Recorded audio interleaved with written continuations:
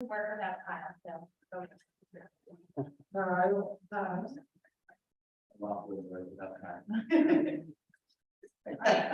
we're good to go. Great.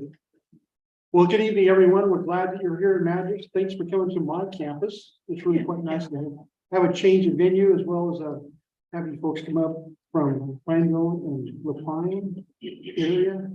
Ben, thank you very much. It's great to have you here.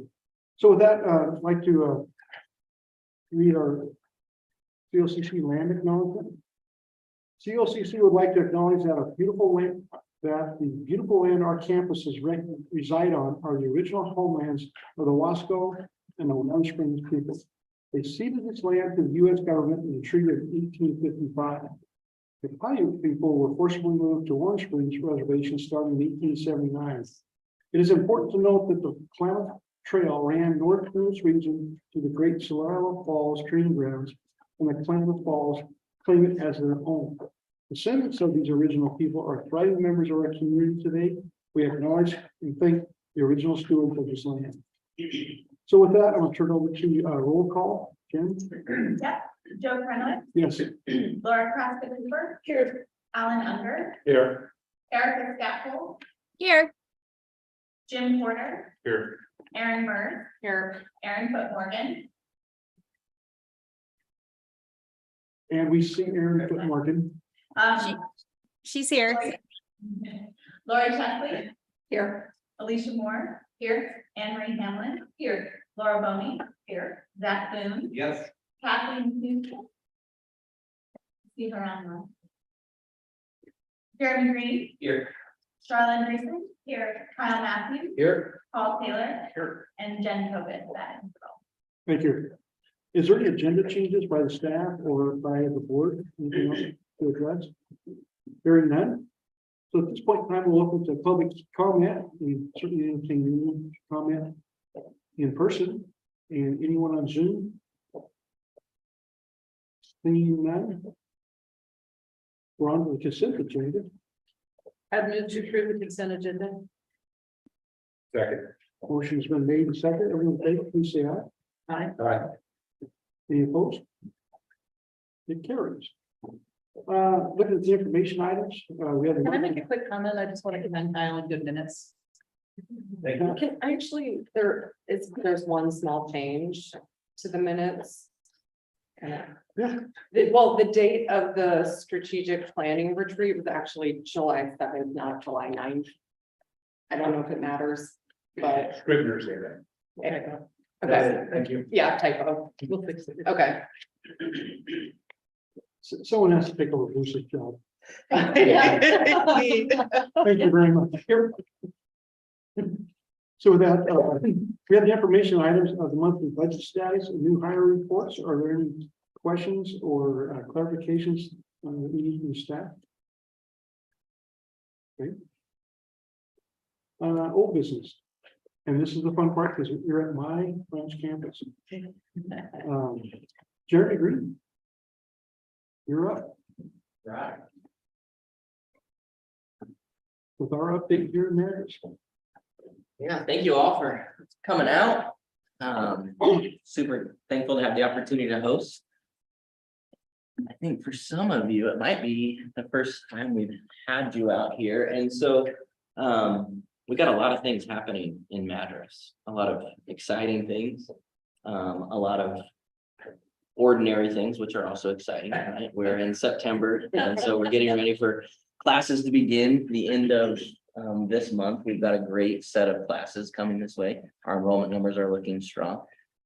So by way of presentation tonight, I wanted to focus on some of probably the more common questions that I get as I'm out in the community.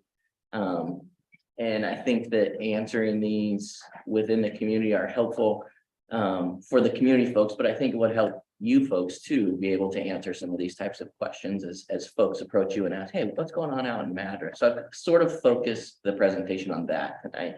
And then in addition to that, trying to talk specifically about kind of what makes the Madras campus unique, as we would not compare it to the other campuses. All the campuses are unique in a way, But to sort of just highlight what are some of the unique attributes that Madras campus brings to the residents here of Jefferson County and Warm Springs. And then I'll finish the presentation with, I'm giving you a brief update on the Madras campus expansion project, which is going on right now. I think next month, Zach and I actually have plans to do a more expansive update on where we are with that project from a budget perspective and stuff. So I'm gonna hold off on some of those details until next month. But tonight, for the sake of you all being here, give you the opportunity to see the pictures, and then tonight, maybe on your way out, you'll kind of have a better visual of the location of the new building that we're currently designing. So with that, let me jump into it. Right off the bat, I just wanted to make note of our annual unduplicated head count. And so when we say unduplicated, we're talking about individual students that engage with COCC at some level. And for the sake of these numbers, I've included both of our credit programs and our non-credit programs. So again, you can get the full picture of COCC in Jefferson County, and Warm Springs numbers are included in this too. Right off the bat, Do yes, you know the number of credit students? we're currently 22, 23, it's about 50%, so it's about 163 was that number. I think it. So what you'll see here is a 3-year snapshot of where we've been the last 3 years. The 23-24 numbers are ongoing. We're on track actually for 23-24 right now to meet or exceed 2022-23 numbers, which is exciting for us. But I think this graph is important in that it shows 19, 20, 21, 22, 22, 23. Like, we know the COVID dip, we dipped during COVID, but we have come back pretty substantially. And now remember, numbers are relative. So when we're thinking, percentages look really good in Madras, right? When we think numbers, these are real actual numbers. But in a community of Jefferson County, it's only 25,000 people. This community of Madras, what is it, Joe, about 5,000? No, 8,000. 8,000. Yeah, so those are important indicators too to think about. So we're on the uphill trajectory now. Interestingly, when I told previous to COVID, we were at 278, and then 18-19, we're at 303. Now, these numbers are important for me particularly because we are, according to our institutional effectiveness page, the numbers across the 4 campuses, we are the only campus that has rebounded back to our pre-COVID numbers. And I think that speaks a lot about Jefferson County and the students. It's not that we're doing anything drastically different. It's not that we're doing anything. We're all working collectively across the campuses, but the community of Jefferson County is engaging at the same level, and in some situations at even a higher level than we were pre-COVID. That's a huge success for us out here in Madras, and it speaks to the community. COCC has done a great job to be adaptable and to make changes during COVID to see these numbers come back up. But in Madras, we are meeting and or exceeding where we were pre-COVID even. Interesting thing about Madras, or a unique thing about the Madras campus and the Madras students, is our diversity. We are, of the 4 campuses, the most diverse. When we look at percentages of students, our students of color, 41%, Caucasian, 24%, no answer, 34%. But this is, we are 10 to 15% more diverse than any of the other 3 campuses. Again, why this is a success for Madras, our community is the most diverse of any of the other communities in Central Oregon. And part of what we do in Madras specifically and intentionally is try to mirror that of our community, right? And so these numbers indicate that we are doing a good job as a college to engage the entire community of Jefferson County, regardless of race, ethnicity, and those types of demographics. Something that's unique about this as well is Madras. Here in Madras, we have an ECE program that's thriving. And we are the only campus of the 4, and we were up until last year, the only campus in the state that is delivering our ECE programs or programs entirely, or programs across all varied programs in Spanish. So we are delivering the ECE program in Madras 100% in Spanish as well. Something that our community needs, our community wants, and that allows us, again, in this community to serve the specific people in this community. So Laura, back to that question, these numbers here, actually, I don't show the numbers, but these are credit only. So the previous two slides were credit and non-credit combined. This slide is credit only.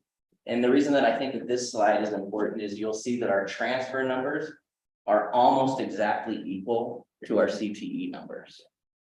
And then we have non-degree and exploratory. So it looks like a perfect square, but that's actually a bar, like, They're less than 5%. Okay.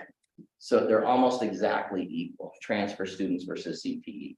Now, this is a huge success for the college. As we know, one of the goals of the college right now is to promote and heighten our CTE programming. And in Madras, we are on track to meeting those goals. And then our non-degree seeking students, these numbers primarily are comprised of ECE, students that are in the education program at COCC. And we have a cohort that's actually in partnership with 509J. Up until this year, 509J was paying for this cohort, all of their classes, all of their books, was actually even supporting faculty salaries as well, because they see the need for their current employees to take professional development opportunities to increase those professional development opportunities, but also to see some of those employees that they have in their systems that do not have degrees, afford them the opportunity to gain those degrees while working for 509J, so they can move up within their professional career. So a lot of our non-degree seeking student numbers are part of that 509J. Up until this year.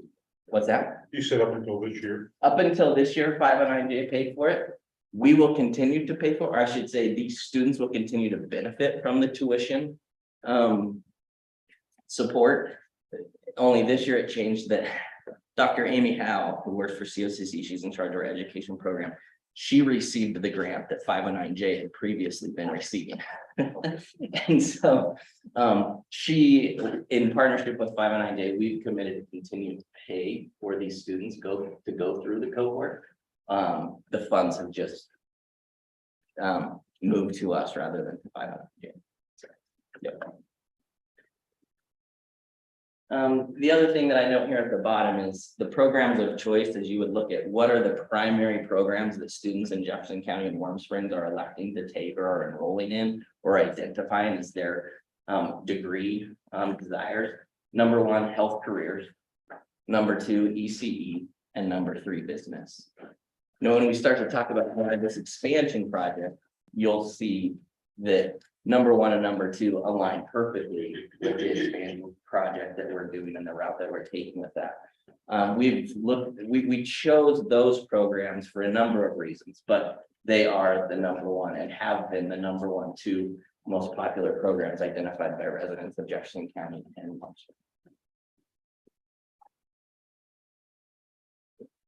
The reason that I include this slide is in Madras, one of our goals here as a Madras campus team is to help create, to be a part of the community in a way that builds community resilience. Community resiliency is a goal that we have as a team here in Madras. And that is not done by any one organization, right? Community resiliency is built through partnership and the community and community collaborations as a whole. And so part of the very intentional work that we do in Madras is to build and maintain partnerships that represent the community, so that as the community, so that all of the different organizations and city and county businesses, all of those organizations and businesses working together, we can all rise the tide of the community as a whole, right? We don't need to be the only ship in the harbor. We don't need to be the biggest ship in the harbor, but we need to be one of the ships in the harbor that helps rise the tide of the community. And so we focus a lot on partnerships.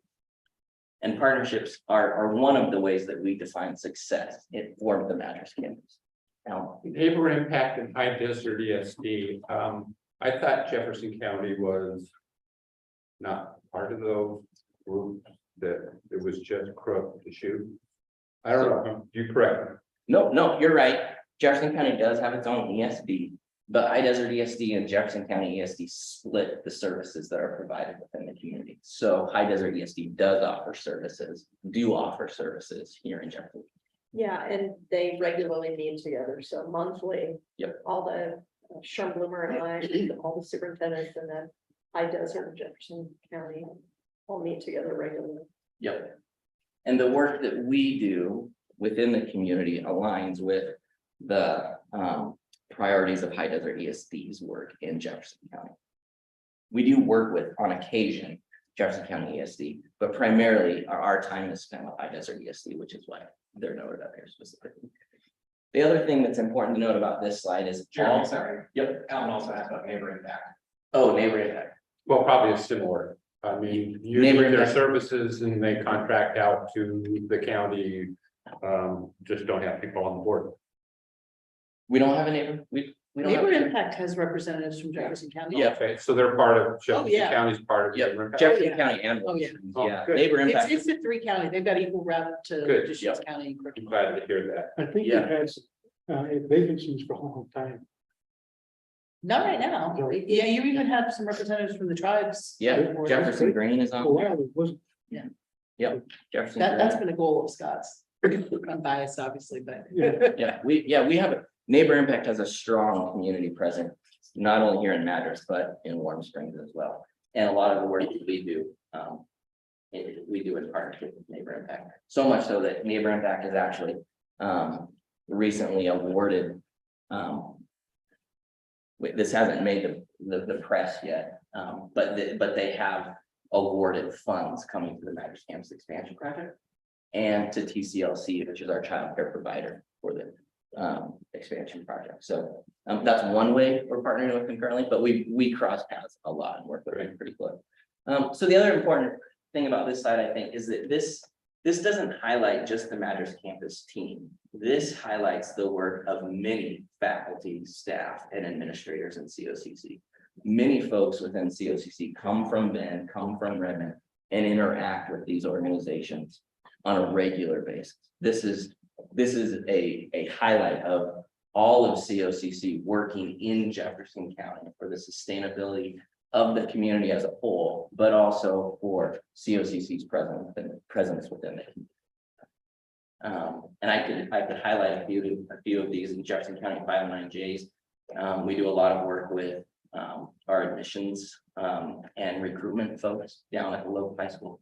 We do a lot of work. Carissa Harris does a lot of work with the College Now and the Expanded Options. We are working with them very closely with our ECE programs. With the Confederated Tribes of Warm Springs, Cindy and her team is working with them currently to bring back GED offerings in Warm Springs, as well as some ECE professional development opportunities in Warm Springs as well. We also are working with them in partnership with 509J to establish a welding and an automotive program in Warm Springs. Jefferson County, close partnership, Bean Foundation, a close partnership that we have. They were the ones who gifted us the property that we're sitting on right now. They are the ones who then are also gifting us the property that we're expanding on, all of this property here to the west. St. Charles, a lot of partnership with them, established partnership with our health careers and nursing programs, which is led by Julie Downing. Keith Manufacturing, Zach and I actually had the opportunity to meet with Lindsay from Keith, not this summer, we actually went up and met with them. Long-standing history with Keith through our Small Business Development Center and offering professional development and contracted classes for them. Those are continuing. The Children's Learning Center, a lot of overlap between Amy Howe and them, our students, and then they will be our child care provider, our new expansion, and then Neighbor Impact and High Desert ESD we've talked about. So again, how do we define success in Madras? There's success viewable in the numbers, in the student numbers, absolutely. But there is a ton of success listed right here in these partnerships. Again, COCC doesn't have to be the quarterback, but we do want to be so relevant within the community that we're invited to the table. And that if COCC was, for whatever reason, if not exist within the community, there would be a hole, right, in Jefferson County. We want to make sure that if we didn't exist, there would be a hole. How can we help fill that hole? We don't have to be the quarterback. But we do want to be at the table and available and present as much as possible. Any questions about any of that?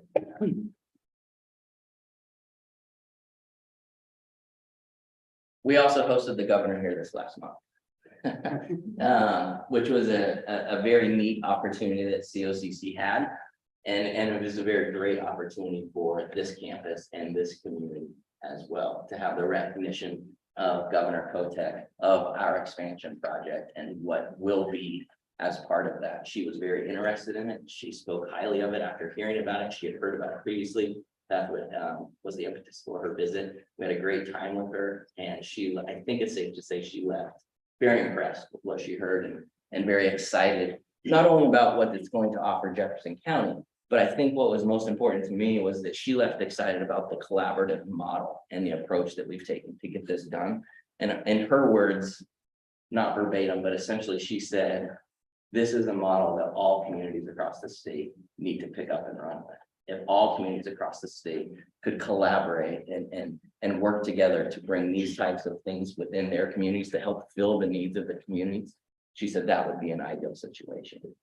And it was encouraging to hear her affirmation of the work of many of us at COCC alongside the work of many of our partners. Let's quickly talk about the expansion project. For those of you that may not be quite up to speed or are just coming up to speed, or perhaps just, I like to talk about it. So let's talk about it. Right. So what we're constructing is a 24,000 square foot building. If you were to stand in this hallway and walk all the way to the end down there where the classroom where the food was at tonight, and you were to go out those doors at the end of this hallway. In the future, you will walk out those doors onto an outdoor patio or plaza that will then connect to the second story of the building that we're building. And the second story will be where we house our health careers and our science labs. And so from a student perspective, you come in on this upper level, you have all of your classrooms, all of your faculty offices, you walk out those doors, very short length of space across a little plaza into the very next building. It's very seamless connection for students to make from what will be building 1 and building 2. A lot of great access for students to go back and forth between the regular classrooms into their labs, as well as access to all of our student services, which will remain here in the building. Everything from CAP services to A&R, so admissions and records, advising, financial aid, all of those things will stay housed here. Specifically health careers and our science labs will be there. The main thrust again is health careers, ECE and science. The lower level of the building will be a third-party childcare provider, of which we're gonna be able to offer, they will be able to offer up to 100 childcare slots. It will be open access to the community. Our ECE program will be intricately involved in that and in partnership with that. It will be in a sense similar to how the health career students go into their interactive labs. Our ECE students will go into the childcare provider area down in the lower level and have, in a sense, interactive labs. This is what it looks like as of today. You can see the building 1 is the building further to the top and right, and then the new building there. For comparison's sake, our existing building right now is just shy of 10,000 square feet. The new building again will be 24,000 square feet. You'll see a second entrance to the lower level of the building there, noted here off of Ashwood Road. This would be a view of that second entrance. So folks, primarily those accessing the childcare facility would enter on their own entrance, their own exit, and they would enter right in here to the bottom level of the building. You can see up here, this would be the connecting plaza or deck here. Another view of the lower level. The child care center will have their own entrance, their own exits. It will feel very much to them like their own space. And yet, 15, 16, 17 years down the road, They may be in the next level, taking their own classes in science and EC. This is a view from the top parking lot, so where you parked this evening. The existing building is this one here. We'll extend the parking down just a little bit. And so you'll have an entrance and exit into the upper level. So COCC students will have their own entrance and exits as well. It'll very much feel like their own space. A mock-up of what our health careers labs look like. What we're building here in Madras for our health careers labs will mirror that almost exactly of what we have in Bend. So faculty, think faculty. Now we have plans to hire and locate our own health careers faculty here in Madras. But in the instance where we'd have faculty that have to go between both campuses, they leave their Bend site, walk right into the Madras site, and it's going to look and feel exactly the same. So from a faculty perspective, that helps them. And students, if they end up having to go back and forth, if they choose, they won't have to. But if they were to choose to do that, again, the look and feel will be the same. The Madras, Jefferson County, and Warm Springs students will be able to complete their health careers. The RN, help me out back there. Medical assisting, the RN. Nursing assistant. And nursing assistant, that was one else, yeah. All three of those will be offered 100% on site here in Jefferson County. Students will not have to leave and go to Bend for anything, any of the requirements for those programs. So where are we at with it? Again, we'll get into the nitty gritty details of this next month. This month, my buddy Paul and I, actually it's mostly Paul, I'm just reading emails, really, it's Paul, is working with the Bean Foundation, their legal counsel, and we are in process to transfer the land deed. As soon as we get that land deed transferred, our hired architect will be able to submit our application for permits and things like that to the city of Madras. It's important to get the land deed transferred first because we want to change some lot lines, and so we needed to have that done previous, just for the ease of things. But we are in process of that. I think Lori is actually scheduled to sign next week, which is pretty exciting. September and December, then the rest of this month or the rest of this year, we are now entering the phase of design development. So up until this point, for the last 18 months, we've been in what we call schematic design. That's sort of where we gather a bunch of different people from within the college and from our partners, and we put them around and we sort of design the look and the feel of the space. So think pedagogy from a faculty perspective. What's it going to look like? What are the needs? What's going to be offered? What equipment do we need? Those types of things. Now we're entering design development, which is where we start to discuss things like drawers and doors, color schemes, and the more important things like HVAC, electrical, IT needs, and those types. So that's where we are right now. Permit process and site preparation will begin this month as well. Winter 23-24, we're still on track for a January, probably February-ish at this point, groundbreaking. Major constructions continue to be slated for spring 2025 is complete, and we are still on track for a spring summer 2025. With COCC students starting fall 2025, the Children's Learning Center potentially being able to open their doors and move in the summer of 2025. Advancement activities that Zach and his team are continuing to work through. Fundraising, they have a big capital campaign that's going to kick off in January. We're continuing in sort of the public and private funding phase right now, of which we've had great success. Again, we can talk about some of those details next month. Marketing and media, Jen Kovitz and her team is bringing in faculty from the East side, the health career side, to ensure that we are promoting and putting in place what's needed now to make sure students in Jefferson County and Warm Springs know this is coming, so that when we open, we have a student base to serve. There will be no problem with that. We have students in the waiting already. But also the other big part of what Jen and her team are doing right now is promoting the prereqs required. So a student will have to start in 25 as a brand new student. They can get some of those prereqs done now and next year, ready to enter then the formal health careers labs in fall 25. And then Anne Marie and her team are continuing to work through the academic program planning and marketing as well. Academic program planning being how many instructors are we going to need? What classes are going to be offered? When do we want to offer those classes? How are we going to ensure with a small faculty pool that we have the right classes offered at the right time and not overlap. So Anne Marie and her team are working diligently to do that. Jane? You might not know the answer to this question, but I suspect somebody else does. When we open the nursing program, for example, will the folks who apply to our nursing school specify that they want to go to Madras versus Ben? And will it be an option to apply to both? So I can answer that. We're in conversation right now with how that's gonna work, but essentially what Julie Downing and her team are setting up is the nursing slots that will be available here on this campus will be restricted for Jefferson County and Warm Springs students first. They will be given priority for those slots.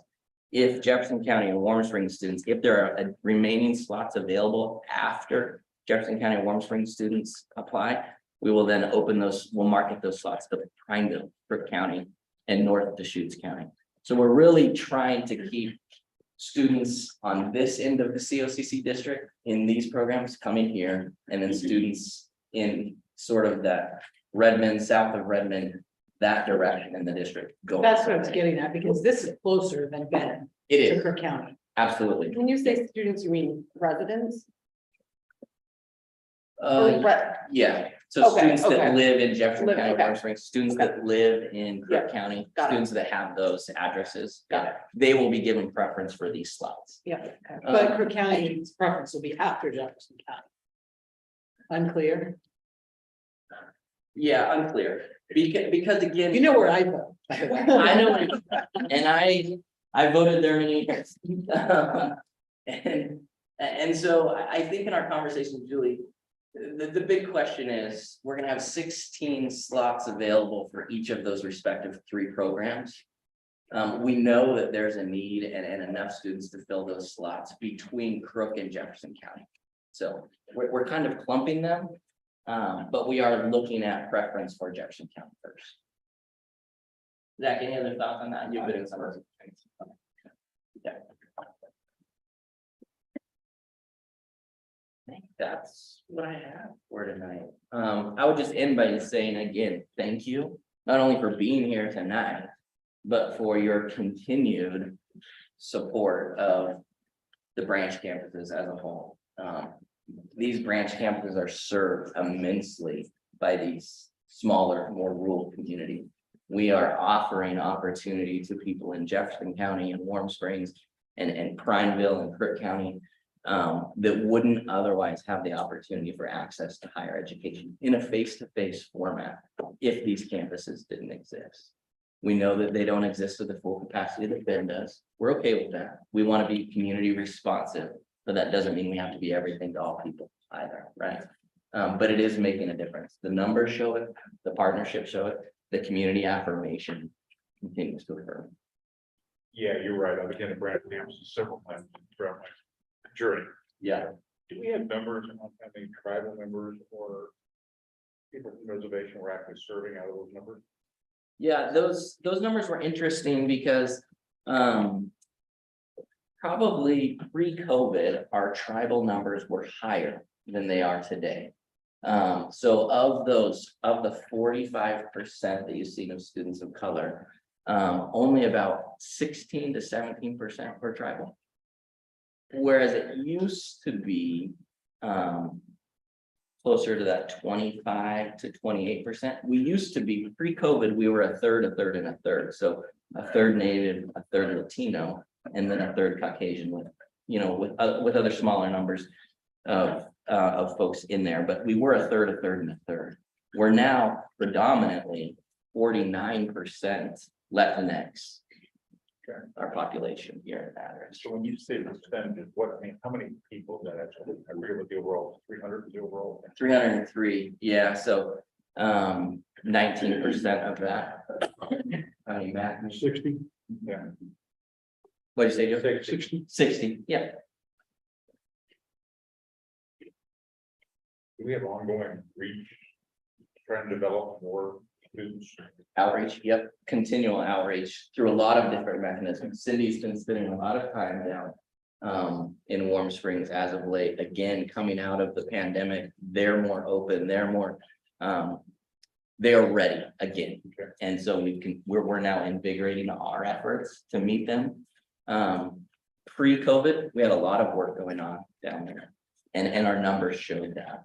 So again, we're coming out of COVID and I expect those numbers to increase again. We had a lot of activity with the tribes prior to COVID, but COVID, everything shut down and they really kind of Circle the wagons. Yeah. Yeah. Thank you. So when Madras is growing, is Warm Springs growing too? Population, what do you say, Joe? No, sort of holding, treading water? Well, oh, you know, they might have 3% increase. okay, Madras is growing a lot faster, but it's also the demographics of people moving here, or they don't have kids. There's Yeah. something I observed in the change and also from economic development side of things. Yeah, we have a high population, or our greatest population gain right now is in, I think that retirement age.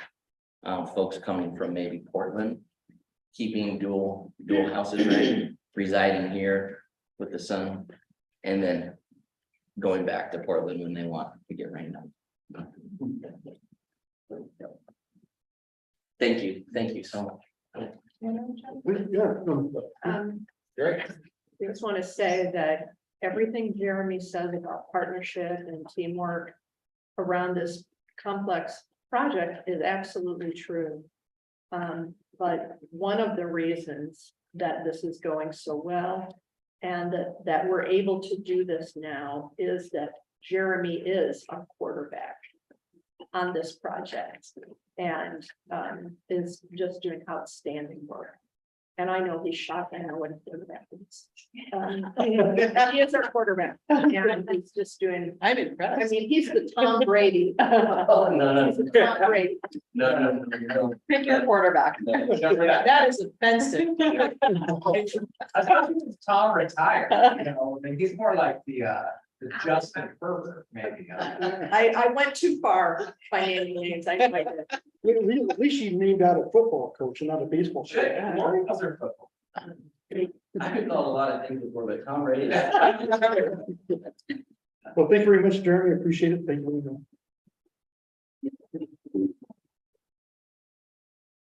So we're on to strategic plan and next steps. Alicia. All right, well, some of you know, I have a reputation of talking quickly, and I usually do that when I'm very excited about things and when I've been caffeinated. And I'm super excited about strategic planning, and as I warned Joe when I walked in, I had a Diet Coke on the road up here, and I don't drink a lot of caffeine, so hold on your horses. Excited to wrap up and share with you our 2018-23 strategic plan. There's been a lot of different folks involved with this plan over the last 5 or so years, and you'll see some names of those as we go through this. But wanted to provide just a quick background refresher for those of you who are new to the board or haven't seen it in a long time. Our current, maybe in a couple hours former mission statement. Central Oregon Community College promotes student success and community enrichment by providing quality, accessible, lifelong educational opportunities. That should be a little bit familiar for some of you. We're going to talk a little bit more about that in just a moment. Our vision at the time was to foster student completion of academic goals, prepare students for employment, assist regional employers, and promote equitable achievement for the diverse communities we serve, right? And this is the big emphasis for the board at the time, was recognizing that we are expanding in where we now have some of our ranch campuses. Our primary values, these were originally values we adopted as employee values. What does it mean to be an employee at COCC? And as we started working on our last round of strategic plan, the strategic plan team adopted these as institutional values. So you might look at these and go, I'm not so sure some of these fit as an organizational value. That's because they had a different purpose and different meaning, but we adopted them and changed some wording so they did serve more as organizational values. And our goal areas were 4 areas.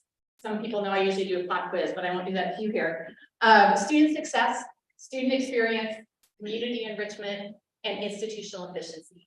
And those were some of these, especially this last one was very reflective of where we were at the time. And we're going to talk through some of the successes we had in those in just a little bit. But that's a really quick rundown of our mission, vision, values, and goals from our last strategic plan. Probably most important is knowing how did we do? And I forgot to ask Jen if this is gonna work, but I have a paper link coming up. So you might need help with that. Okay, I'm ready. Make sure it projects. But before we get to how we do, I want to talk a little about this concept of mission fulfillment. From an accreditation standpoint, we're required to demonstrate through metrics that are systematized throughout the organization to show that we're meeting our mission. And for COCC, one of the two areas we chose to focus on were first on student success and second on community enrichment. And these are where we build institution-wide metrics to track our progress toward this concept called mission fulfillment. So now it comes to Jen. Do I just click on the link and it'll still project on Zoom? No, yeah. Sorry. Put Jen on the spot with technology real quick. I'm not going to spend a whole lot of time on this because this is publicly accessible for you and for others. If you go to About COCC, hover on it, there's a link that says College Planning and Assessment, and you'll see these things called Institutional Success Indicators, or ISIs, is how we refer to those. And these institutional success indicators, institutional success indicators are those metrics by which we determine, are we meeting our mission, right? And there's a lot of things I can say that I'm pretty darn proud of that we knocked out of the ballpark and a lot of things that we learned.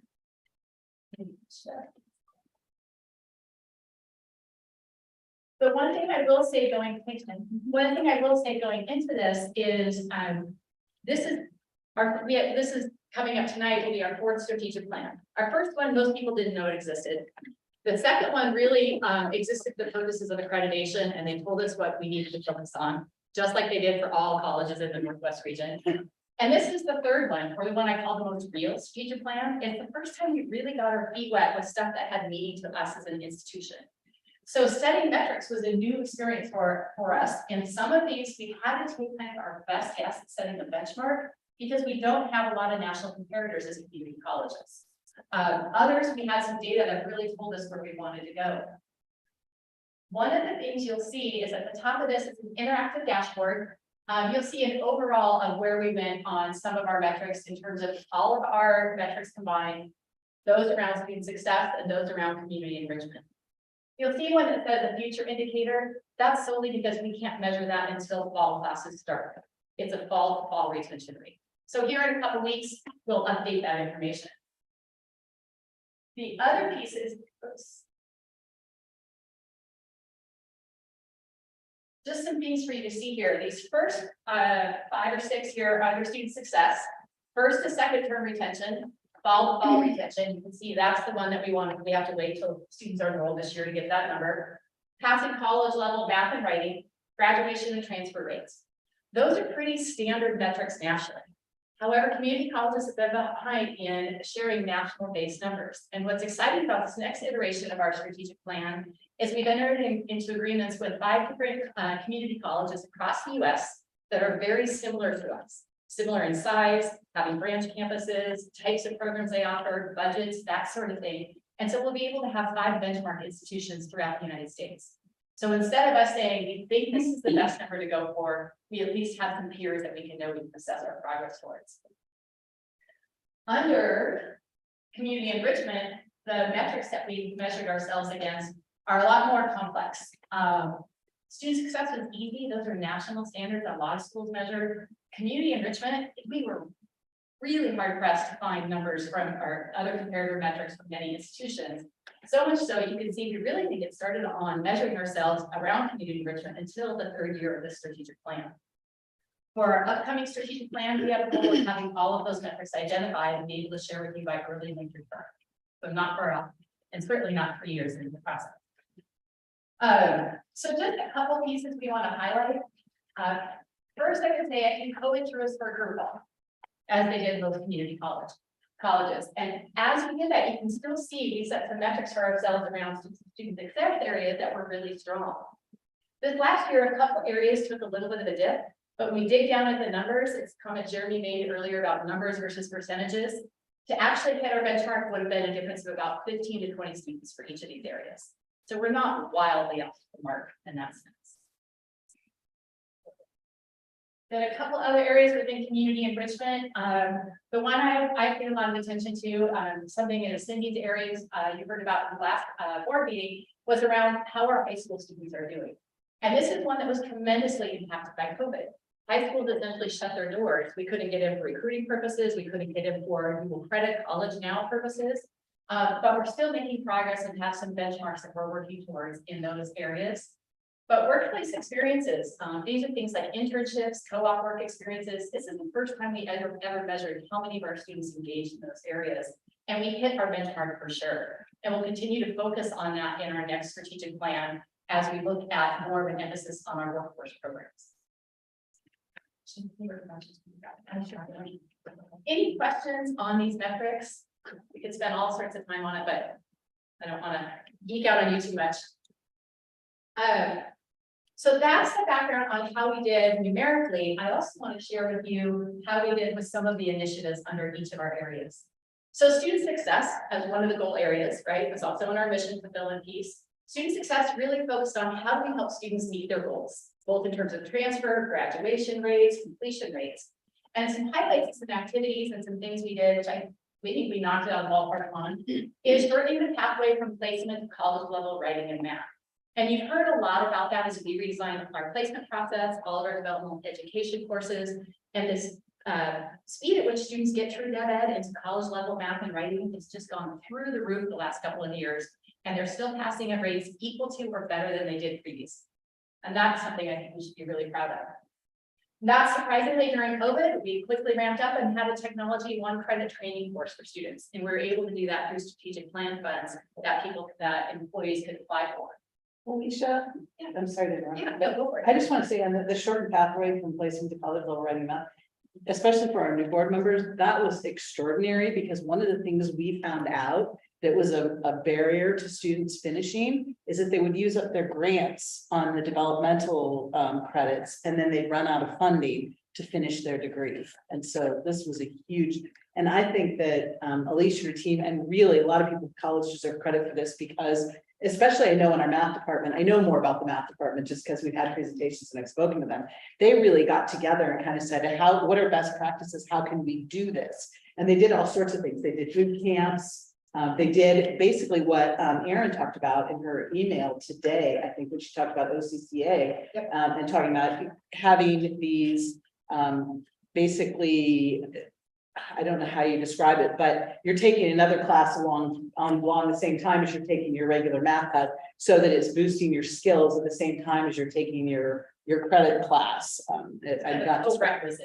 Thank you. That's it. And really a phenomenal effort with tremendous results. So I think a lot of people at the college deserve a lot of credit for that. And so I just wanted to specifically point that out because I think that's a good win. It's super impressive to see how much more quickly students get through those classes and how they're succeeding equally great grades. So math and writing just did a fantastic job. The other piece around the student success goal was what supports are we putting in place for students to help them reach their goals. And one of the things we added this year, thank you to Road Community College for coaching us through this, is a green zone training for how do we create more allies to support our veteran students. And so it's a 4 to 6 hour training workshop that faculty and staff go through, and we're able to launch that with some strategic plan funds too. And that's the second time I mentioned the funding. The college did through Lori's leadership did set aside $100,000 a year that the institution, anybody in the institution could apply for funding if it supported one of our goal areas. And so a lot of these, especially these last two, were funded in particular due to that. Student experience. The title of this one, we've always found is a little misleading. The description of it, though, or the definition, was focusing on branch campuses and online learning predominantly. And some of the things that we did in this area was to look at Anne Marie and her team, Christy Walker and Diversity and Inclusion, started looking at anti-racist pedagogy training. So how do you look at our textbooks? How do you look at our curriculum? How do you look at delivery methods so that we're ensuring that we're being as inclusive as possible within our curriculum and our classrooms? We had streaming classrooms, so class could be broadcast to all 4 campuses live. And the faculty often were based at one of the branch campuses while that was happening. And so Laura's team did a fantastic job installing all the technology to make that happen. And then we expanded some basic supports to all of our campuses. We have a partnership with a local nonprofit called Thrive, who provides basic needs support, food, shelter, clothing, other supports to students, and their footprint and the regions they serve is the exact same as Stevens and Steve's. So it was a great piece we're able to add under this particular goal area. And under community enrichment, a few things to highlight, and the list around all of these are huge, but we were able to add a community health worker program. And I think the number of students went through it last year was somewhere in the 80, 85 students went through it, with another big chunk of students teed up to do that this year. We were able to reinvigorate our career and technical education advisory boards, so they have industry input into curriculum across all of our CTE programs, not just some. And then we are, as you've heard in previous presentations, able to increase our foundation scholarships throughout the period of this strategic plan. And then finally, under institutional efficiency, some of the things that we looked towards was the great colleges to work for campus climate. So this is asking employees on how we're doing in providing a supportive, healthy, and productive workplace. We completed our employee compensation studies across all of our employee groups. And we redesigned our administrator and classified performance evaluations to make them more productive. And these two in particular were areas within great colleges to work for that employees said we needed to pay some attention towards. And that rose up through a lot of our work throughout the college in our previous strategic plan. So that is a very fast, oops. Yep, there we go. Yeah, big giant list. Very fast run through of our strategic plan. I always hesitate to list people because I'm sure I missed somebody, but we pulled everything we could find. And in some way, shape, or form, these folks served on a goal team, on a project team. They applied for strategic planning funds. They were part of the development of the original plan or some other capacity. And when you look across all of our benefit employees, that is just a huge list of folks who really made our last plan, especially kind of being our first real strategic plan, wildly, in my eyes, wildly successful. So that was 5 years in about 6-7 minutes. Maybe a little bit longer. Any questions or feedback that I can answer for you? Okay. We're going to switch over then to our new strategic plan.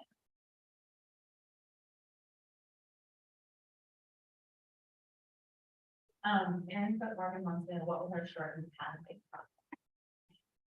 Erin, what's the question? I asked it and then Laura piped up and kind of started talking about it. So the timing was well done there, Laura. You anticipated my question. Hope, yes. Yeah, Erica and Erin, don't hesitate to chime in as we're talking to you. I don't mind interruptions. I heard the if you didn't interrupt, you didn't get to talk.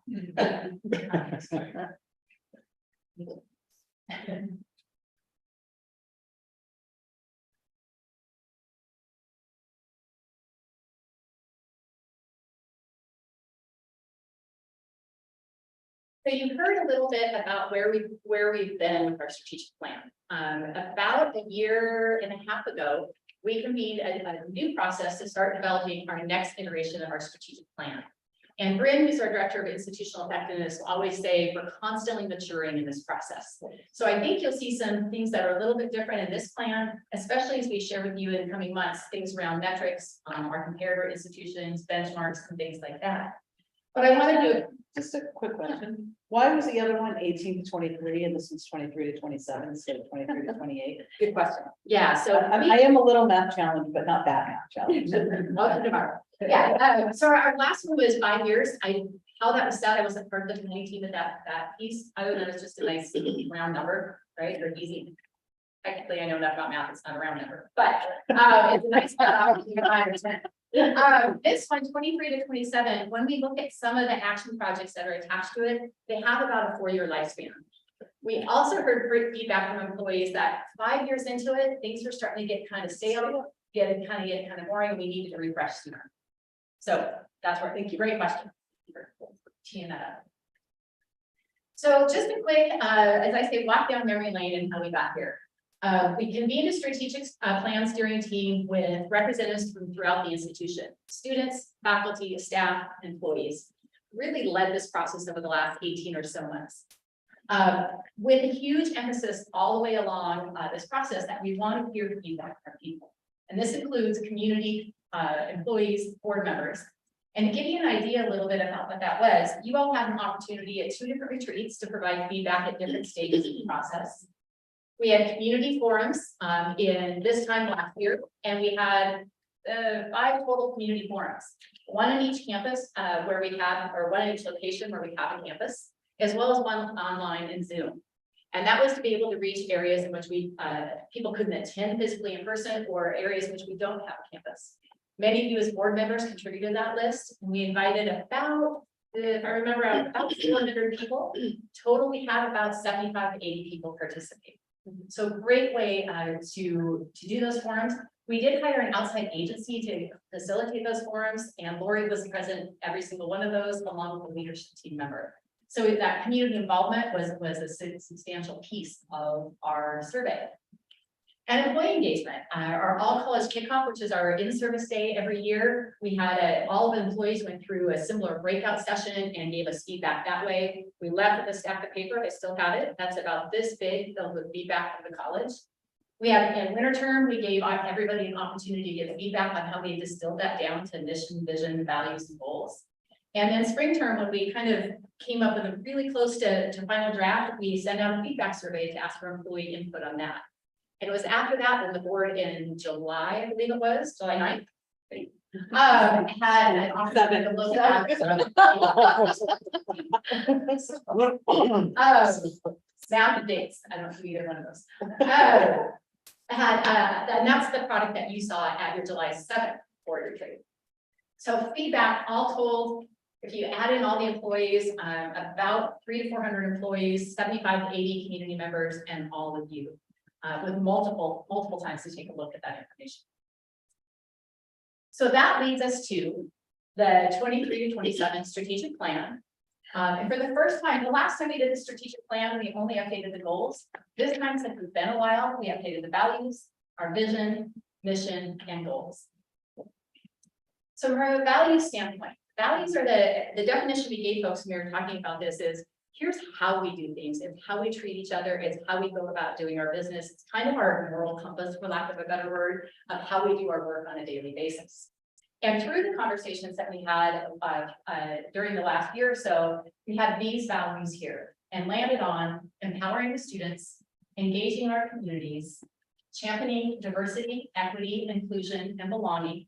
And belonging is a new word for some folks in the DEI world. It's a term that's been added in the last few years because diversity, equity, inclusion have their own definition. But if you don't create that sense of belonging, then all your DEI work falls by the wayside. Supporting colleagues, achieving excellence, embracing environmental sustainability, fostering communication, and advancing fiscal and operational sustainability. And in your board packet, we have definitions that we created behind each of those. I'm not going to go over those in any detail, but happy to answer the questions you have there. Can I note for the board that one of the things several of you felt very strongly about, Jim, I know you did, is that there would be a value around how we value our employees. And so you'll note that was added, as well as the more action orientation of the verb with the value. Yeah, thank you for considering that. And the reason when I explained to colleagues too, one of the things the strategic plan team, when we brought that to them, said, if you put something around supporting employees, that felt very leadership one way. And if you change the word to colleagues, that felt like there was some reciprocity and it had to go both ways and amongst one another too. And so that language is very intentional in that regard. And that's an expectation for all of us to be supportive. Can I say something about that, Alicia? I think that that's a fantastic illustration of the iterative process of updating our strategic plan, where the board, we have an idea, but we don't say, put it there and say this. And then the folks who do this work like all day, every day, and have the expertise and everything, take that and say, hey, this is a good way to approach it. I think that's really great. Thank you for pointing that out. It was fun to have the team come back and say, wait, let's look at this language. It really was a fantastic group of folks working on this. Next up is our vision. And vision is the forward thing, the stuff we aspire to be. It's supposed to be inspirational. It's supposed to be aspirational. And I'm not going to read the whole thing to you, other than point out a few key words here. And some feedback you all gave, I thought was spot on. You can see our values in a lot of these. You can see our goals in this statement, right? We focus on a culture of excellence. We empower all members of our communities, promoting equity, inclusion, and sustainability, high quality, workforce needs, right? That's embedded throughout this, but looking with a much more forward-thinking, much more visionary lens. Mission is next. The mission is what we do, how we do it, and who we do it for, right? A little more straightforward. Central Oregon Community College empowers students and transform communities through equitable and accessible lifelong learning. And if I would just break this down from a mission fulfillment standpoint, those things we're going to really start measuring. We're looking at things around empowering students and transforming communities. Would be probably the main things we call out. We're not there yet, but those are the ones that definitely stand out. And then our goals. The goals broke down into 5 areas: being a student-ready college, ensuring access, engaging our communities, workforce development, and college sustainability. And that, my friends, is our proposed 2023 strategic plan. We're going to talk about action projects or activities next, but I'd be happy to answer any questions you have and go from there. Alicia, can you go back to the mission? You bet.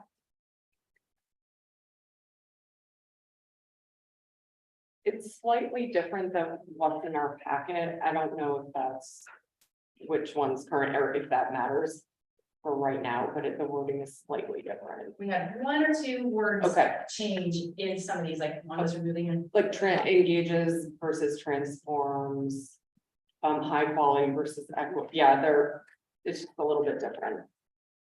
let me just one second.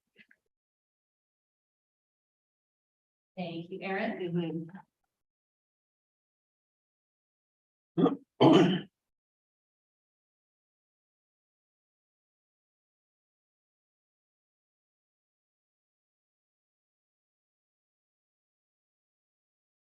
We've had multitudes of iterations of it in the last week.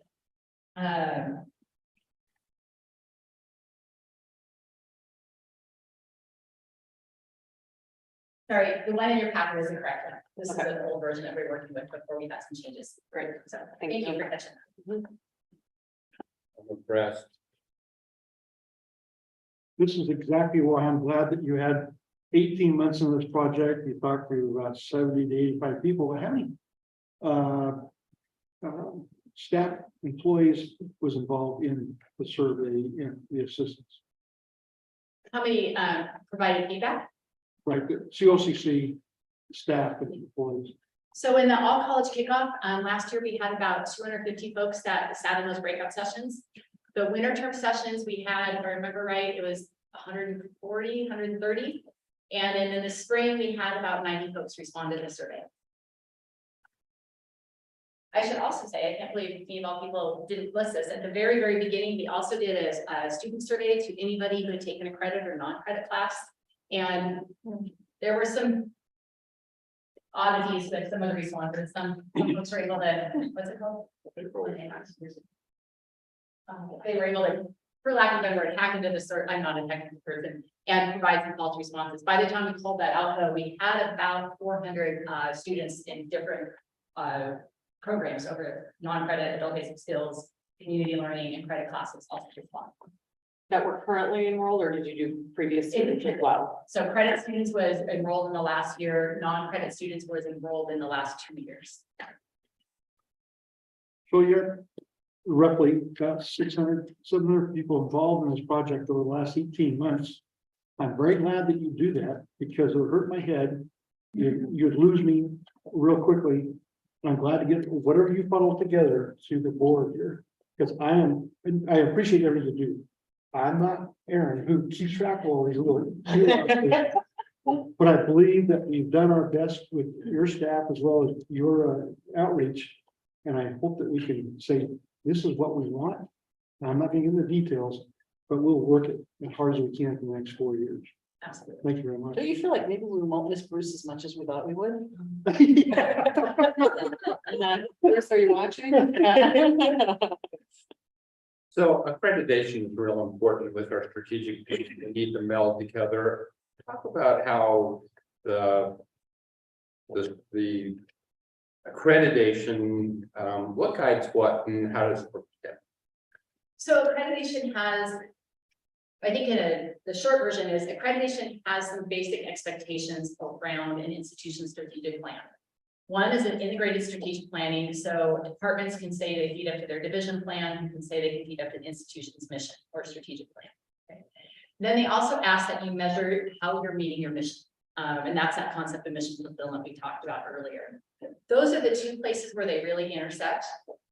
Back up a decade ago, and they said, no, we expect you to measure these 4 things. And I don't remember what they were: workforce development, transfer, preparation, something else, and something else.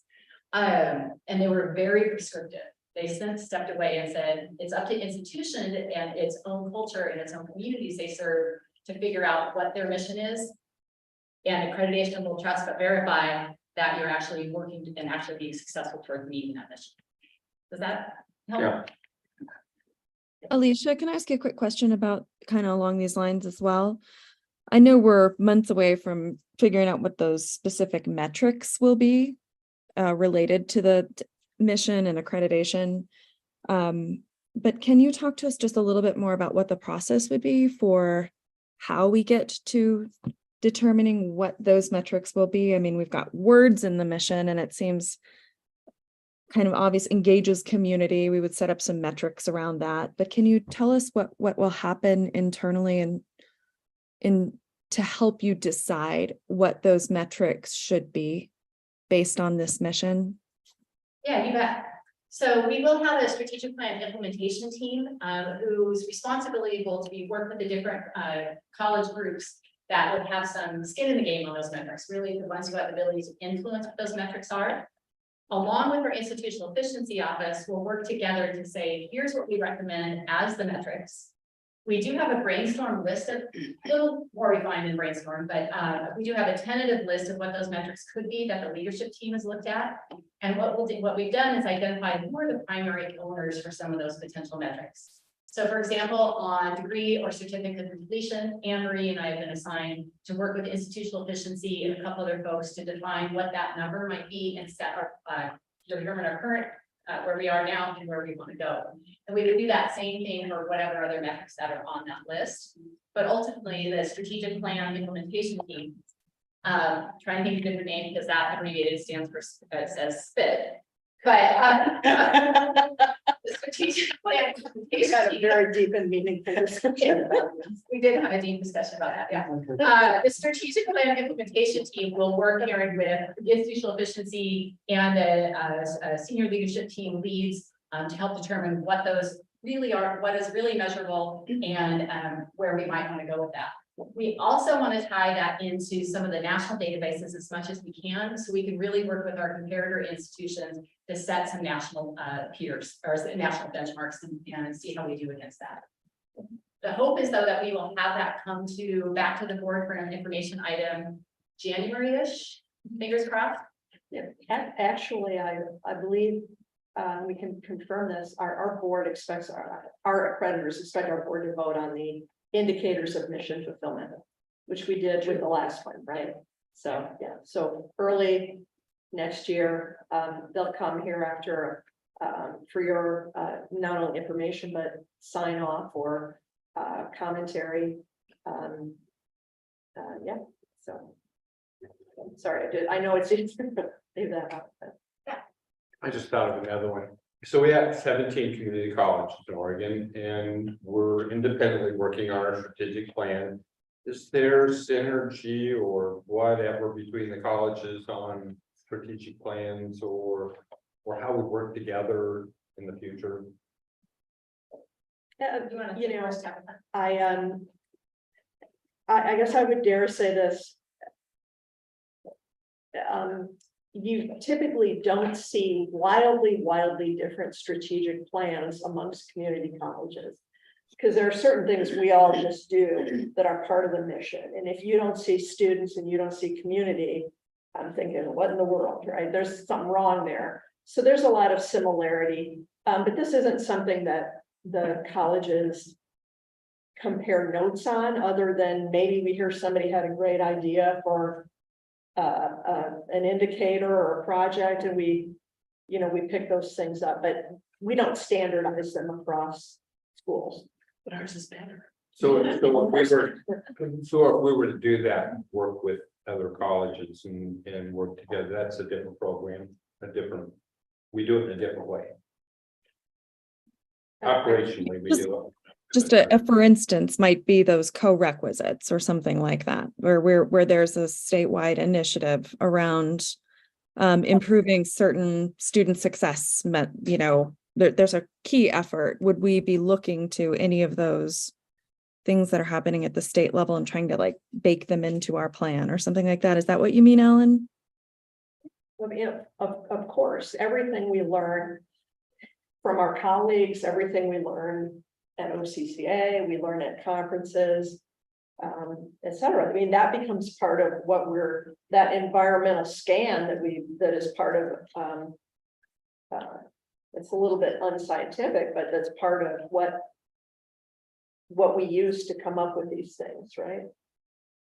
Yeah, I would say the mission, vision, goal area, they're similar, but they're different. We don't necessarily work together on that front, but on statewide initiatives like creating faster pathways to college level writing and math, or guided pathways as an example, those are statewide initiatives that we partner on, but that's more at the activity operational level than it really is at the strategic plan, mission, vision, goal level. Can I ask a clarifying question about process? So you've mentioned in January bringing indicators back to the board. Will that at that time come back to the board for a vote or for like initial review, or is there a board committee who will be involved in the indicators? If I would think it would be perfectly reasonable, and this happened the last time, if the student success committee wanted to look at specific indicators for that aspect of mission fulfillment. I think that'd be a great thing for that committee to choose to do. What we're hoping is that we are far enough along on that development that they will come for approval. Of course, that's always, up to you guys to decide. I mean, part of what I think what Alicia was trying to indicate is we definitely want some, because our creditors expect us to benchmark with similar institutions.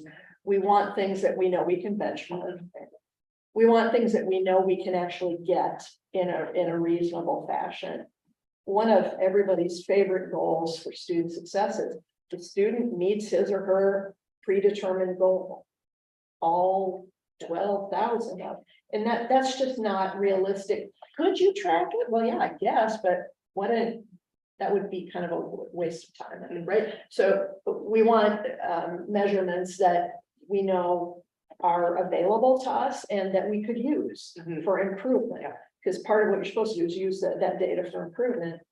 And something else popped in my head that was really important, and it just and measuring students' goals would not be a waste of time in general, but for an individual at the college to go manually look through each of whatever they put, and it would probably have to be some free text field, right? Then it becomes like it would be kind of futile, I guess is the only thing that I would say with just some of the verbiage that you used, Lori. Yeah, I think knowing that's what you meant to say, right? Yeah. Yeah, absolutely. You said that much more eloquently. Yeah, and I mean, we also know what are from research on student success, conferences, colleagues, all this kind of thing. We know what scholars who do this research, we're the practitioners, what scholars say, these are some of the most important measurements. And so if you look at our indicators of success right now, early progress, how quickly do you pass math and writing? It's not early progress, isn't the right name. Early momentum. Early momentum. Early momentum is one of the things that recent scholars in the field who do that research have said that is so important. That is a key indicator to whether that student's going to finish. So we bring that with input, and then you can talk about it and determine if this seems to be where we want to go as a college. Right. Thank you. And people also bring up the rationale and explain the why. Yeah. Lori, I love what you said about, the possibility of like the student success committee, taking being involved in that, but even beyond looking at like metrics now before we pass the strategic plan, I'm curious what you and Alicia, others think about whether board committees should be tasking themselves or giving themselves a, workload or agendas that would align with the strategic plans. Should there be, whatever our committees are working on, should they be aligned with the goals, the mission of the strategic plan, and should we be able to really crosswalk between them? Is it worth that degree of coordination?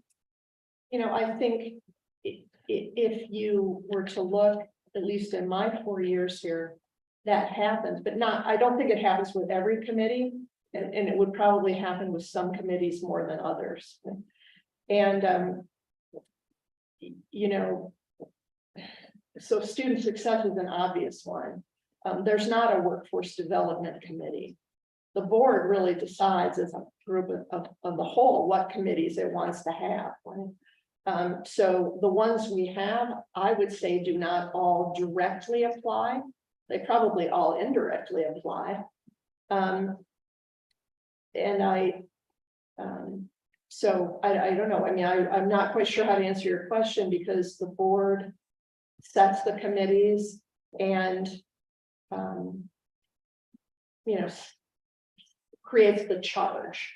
And then my question would be, what is looking at what the broad goals are? What is the data point you want to reach, right? That's a goal.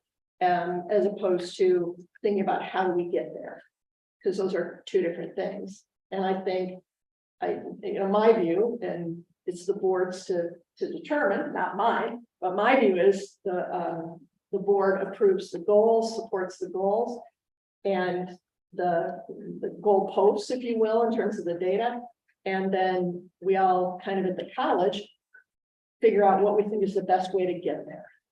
And that doesn't mean the board can't ever have an opinion on that either. The board can have any opinion it wants.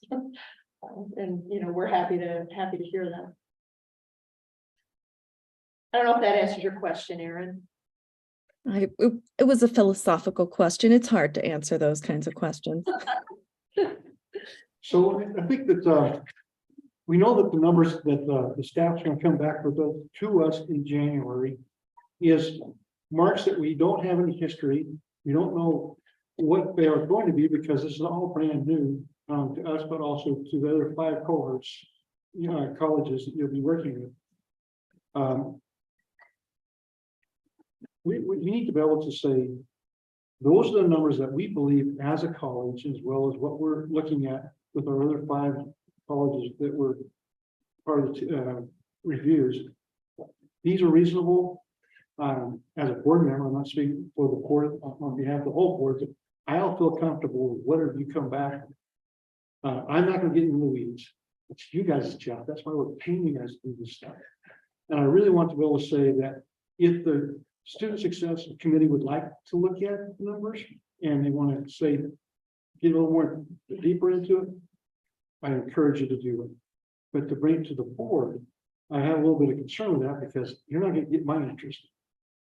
I'm a policy person and person who says, here's the goals, get the job done.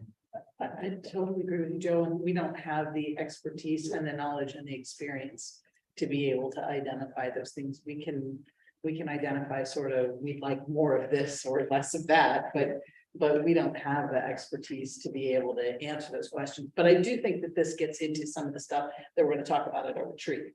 True.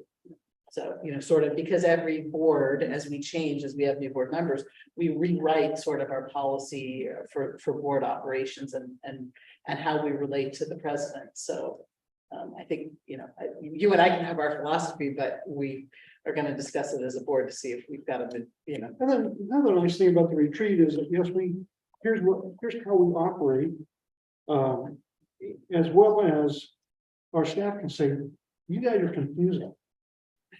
They need to be able to say to us as a board, you guys are confusing the heck out of us, or you're driving us nuts, or we're getting over initiative. That's that's why you have a retreat, to find out what's working, what isn't, and make sure that we're on the same coach with the same reins, with the whole. Of course, it's pulling for us. Yeah, I agree. We don't know what tasks, we don't know what their bandwidth is, we don't know how much more they can take on. But we've They been have through to that about develop 10 years that. ago. We have fatigue and or initiative fatigue. That's very common. That's unfair. I don't know, I feel like my question is being misrepresented a little bit or misinterpreted. Just like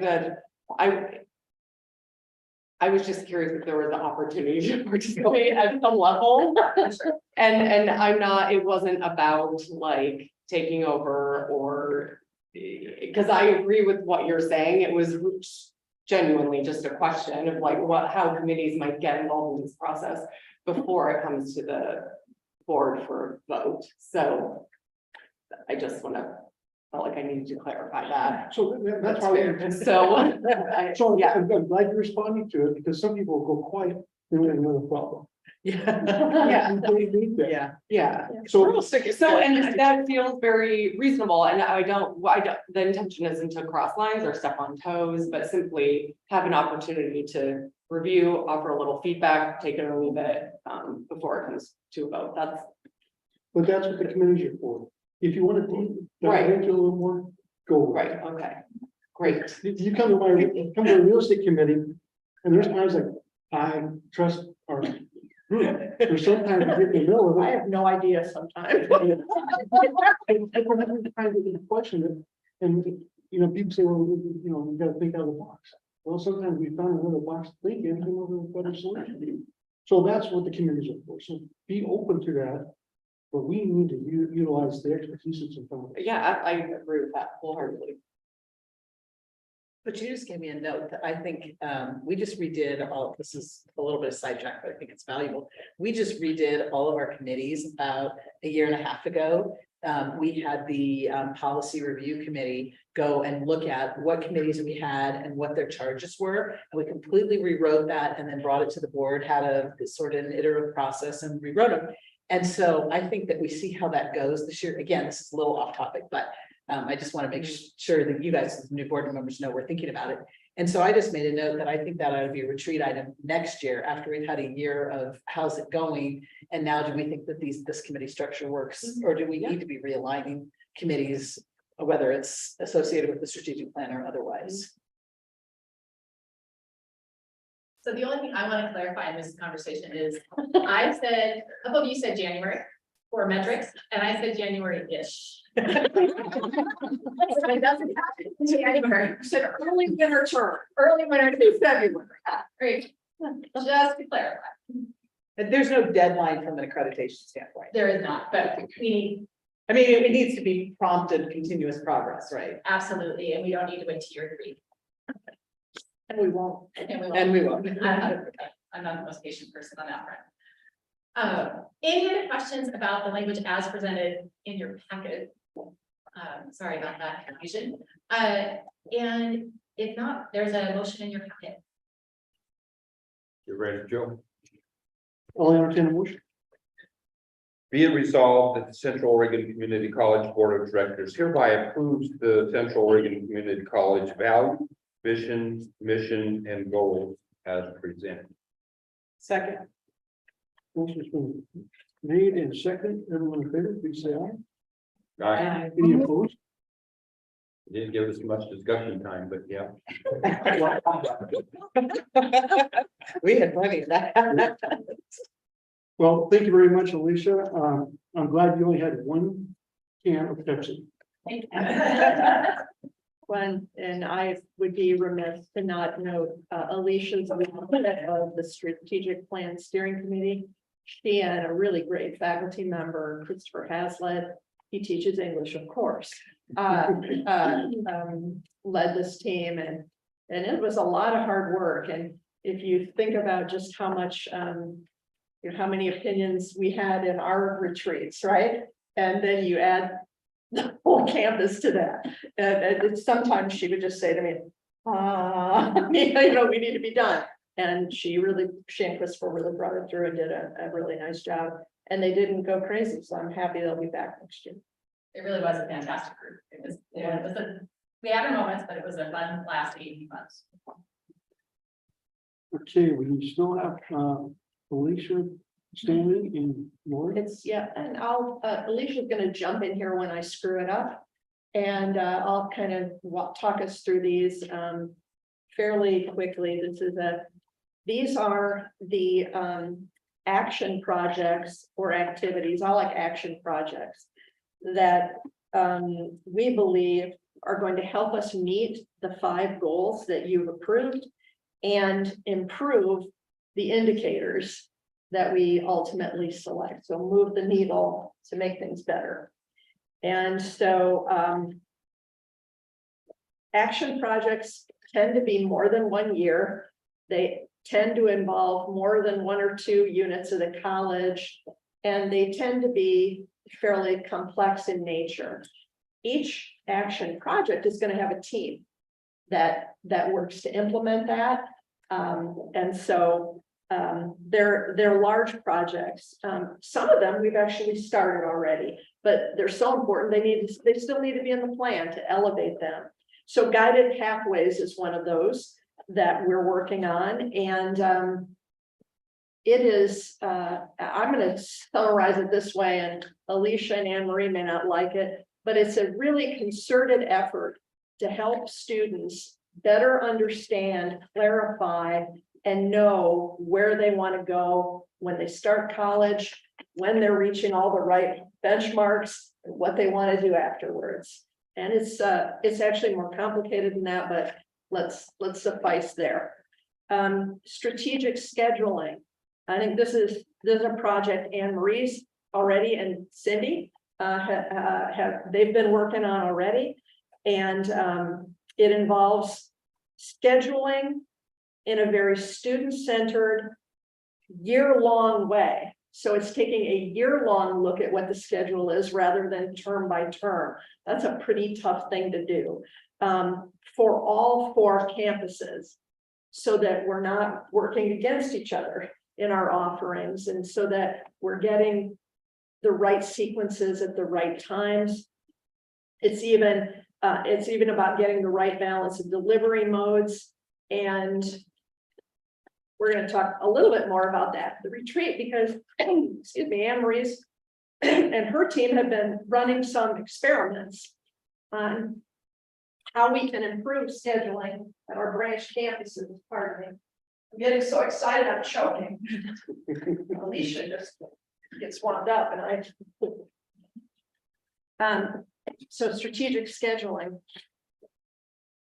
Adult student recruitment and retention. This is actually based on a project that is being led through OCCA.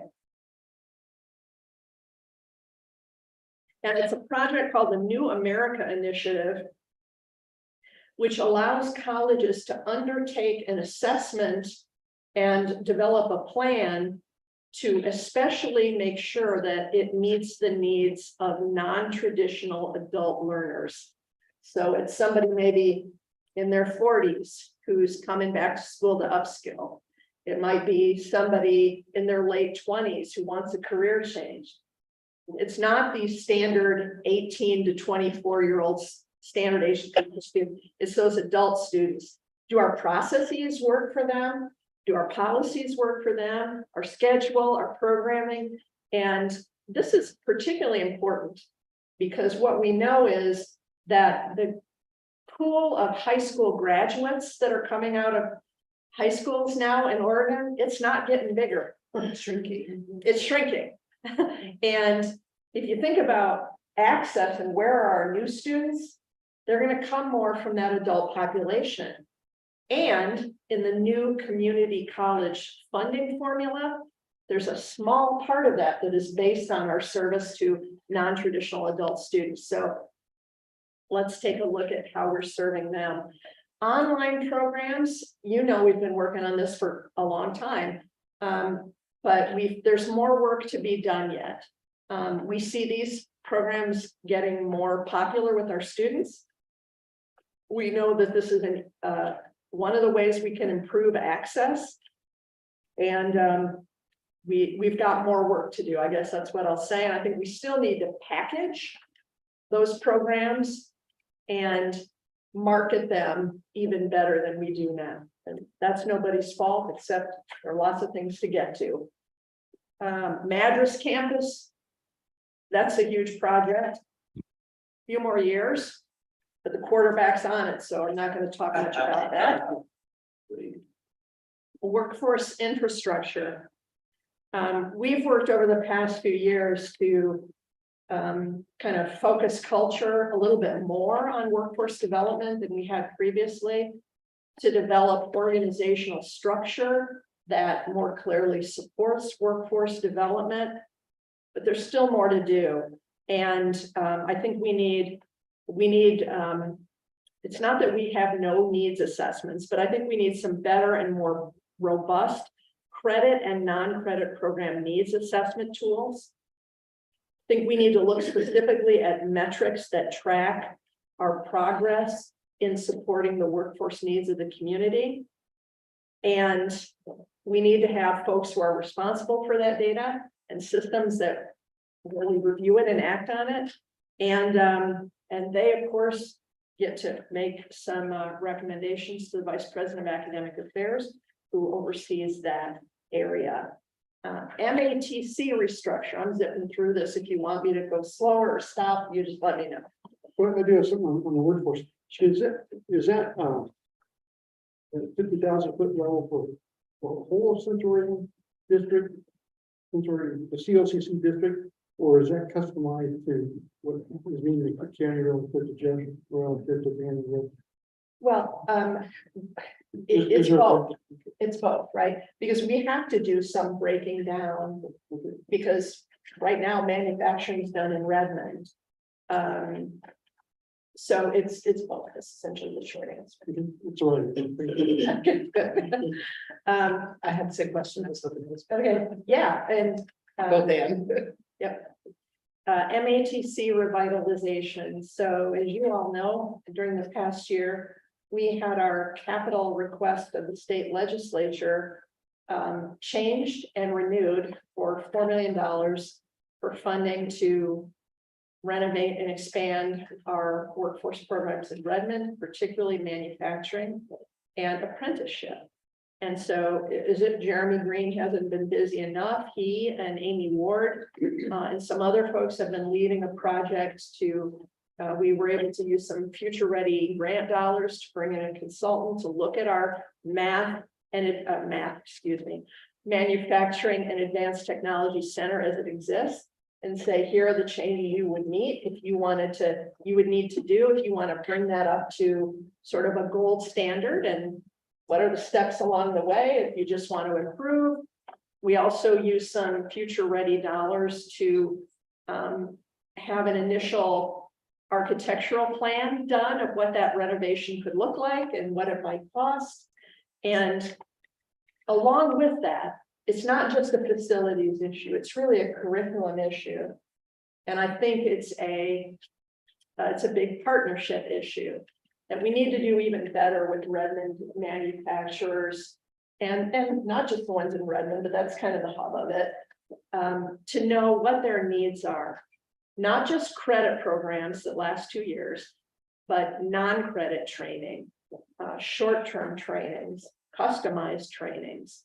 And so this is part of what we're going to do there. Had a nice conversation a couple months ago with John Stark, who of course used to be the head of Ready and is now the head of EDCO in Central Oregon. And he looks across from me very intently. He says, Lori, what do you think is the most important thing for you to do in Redmond? And I said, revitalize the MATC. And thank God he looked at me and said, you're right. So I love it when I get something right, and John is really plugged in there. So that's a project as well.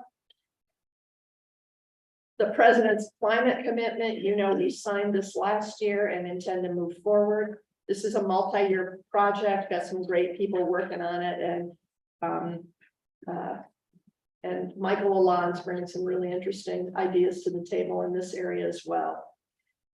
To support our colleagues, we devised a project that will focus on recognition in the broadest sense of the word certainly awards as well, and professional development.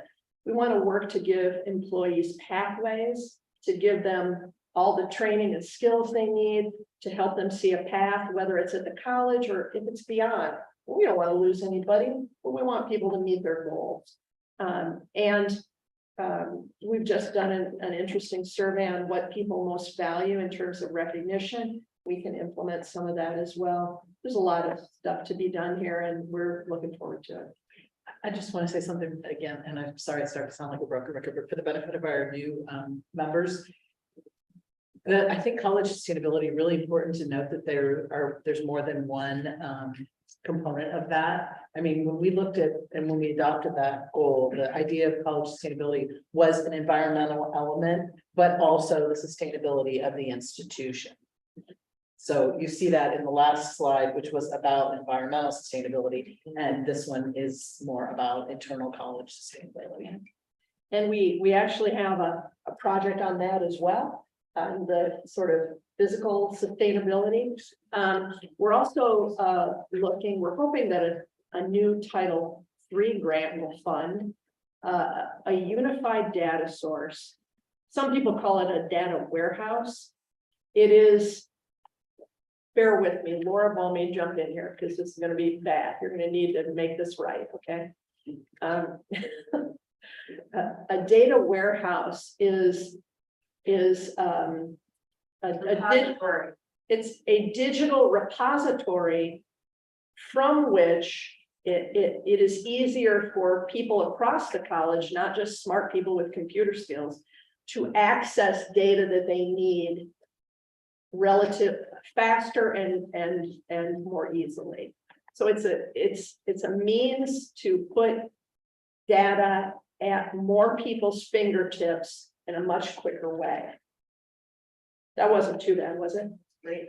Do you want to say anything else that would perhaps help even more?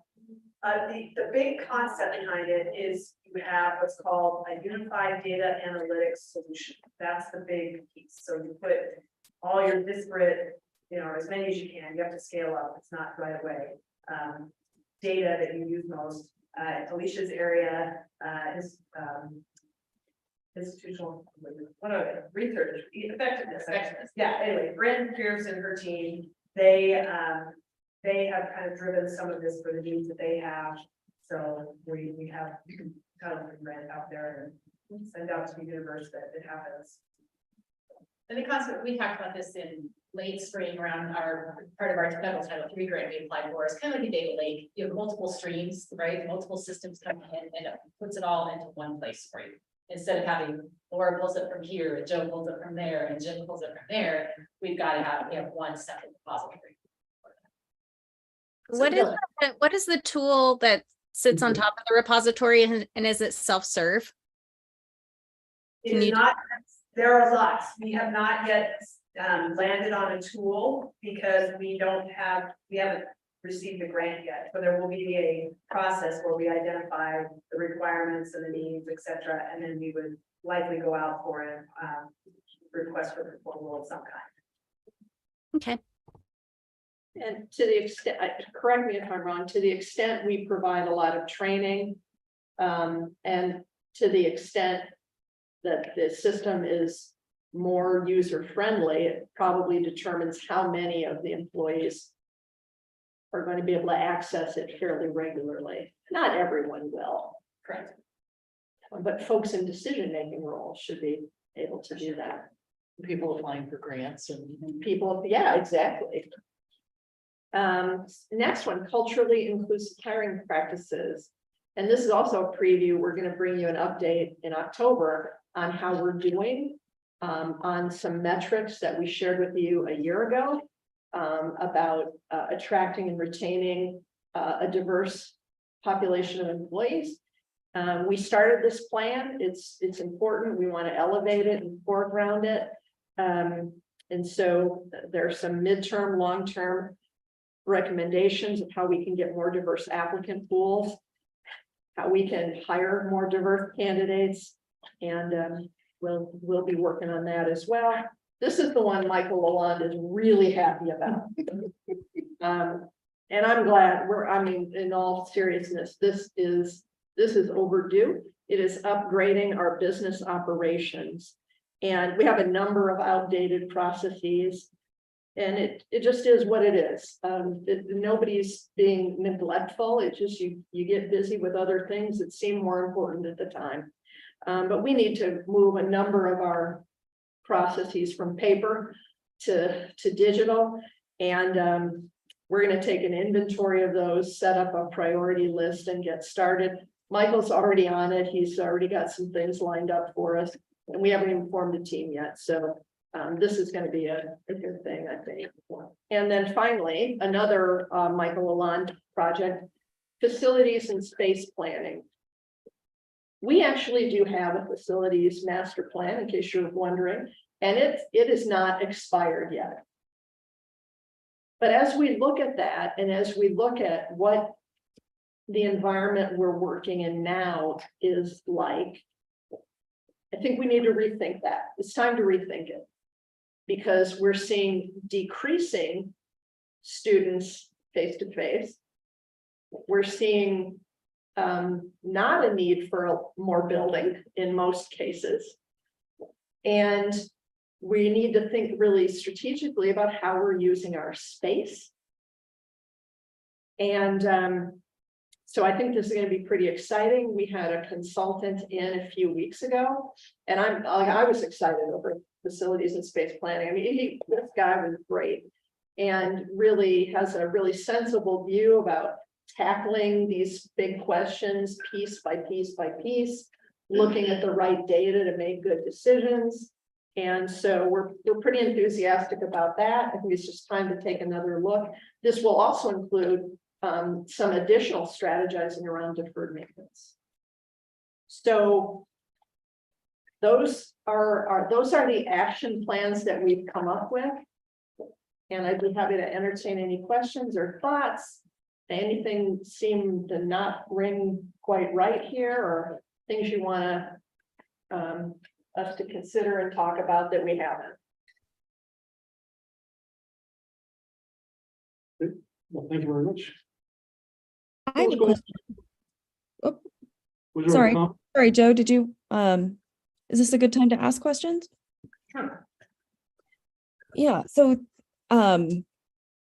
thinking very, being very mindful that as a new board member, I am still learning the space between policy governance versus, asking about, detailed action items that might become part of the strategic plan.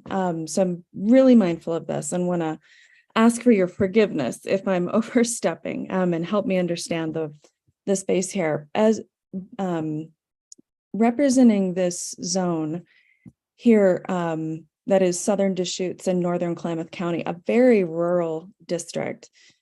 I am thinking about where access for rural community members is baked into these action, into these plans. And to me, I feel that we may have a weaker offering or a weaker leg of the stool in Zone 7 in terms of the way that we show up in those communities and the outreach there, the offerings at the high school.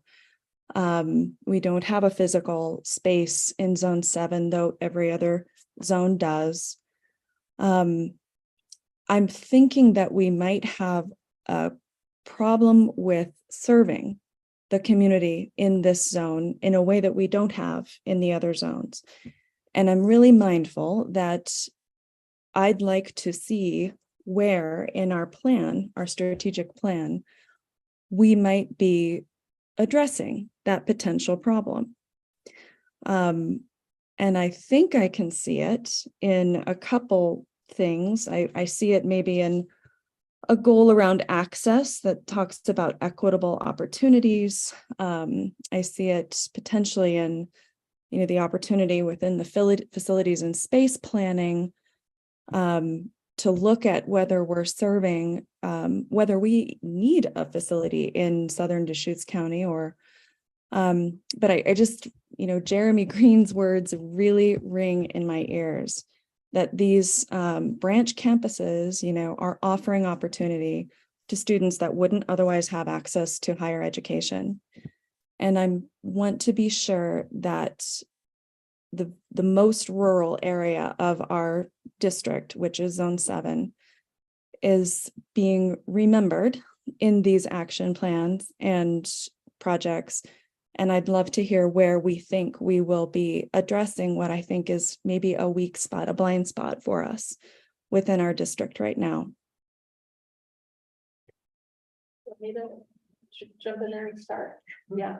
I think we addressed some of those issues, Erin, not all of them by any means. In 2 of the action projects. I think the first one is strategic scheduling. And the second is online programs. But I suspect that maybe, how do I want to say this? I know this is a real passion, and I totally agree with you. There's more work to do, I think, in South County and in some other areas of our district. So I think one of the ways we better serve it is related to how we schedule. And I think another is the robustness of online programs, fully knowing that not everybody wants an online class. Some of them want face-to-face.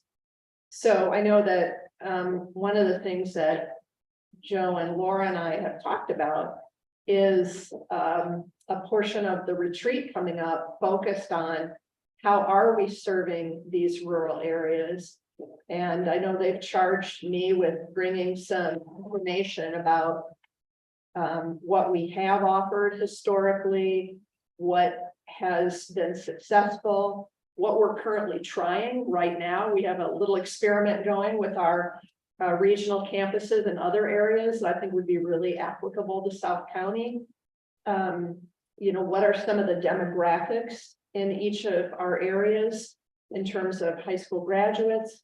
Laura's asked me to take a look at, are there any best practices for it? So Cindy, this is a heads up for you. Good thing you came tonight, and Anne Marie. Are there best practices for how we assess need in rural areas, right? Mhm. And so, And that dovetails with another one of the action items, which was the workforce development, the needs of the community, right? yeah. So I think there's definitely more to be done there. And I think, look, from my point of view, looking at some of that information again, and we've looked at it before in retreats, but let's look at it again. And see then what makes sense for we're moving forward. Right. I think that sounds good. And the idea of, this best practices for assessing the needs of rural areas, I feel like maybe we could get some language into one of these, action, I'm using the wrong word, action projects. If we could find the place within these action projects where we actually talk about determining best practices for assessing need, it may be that there isn't a need for instance, in Zone 7 for anything more than online classes. But I would like for us to bake into one of these action projects something about assessing the needs of the rural areas of our district. And I hope that's not too in the weeds. To me, it feels like I'm a much more of a monitoring and, just ensuring that we're serving all the members of the district well.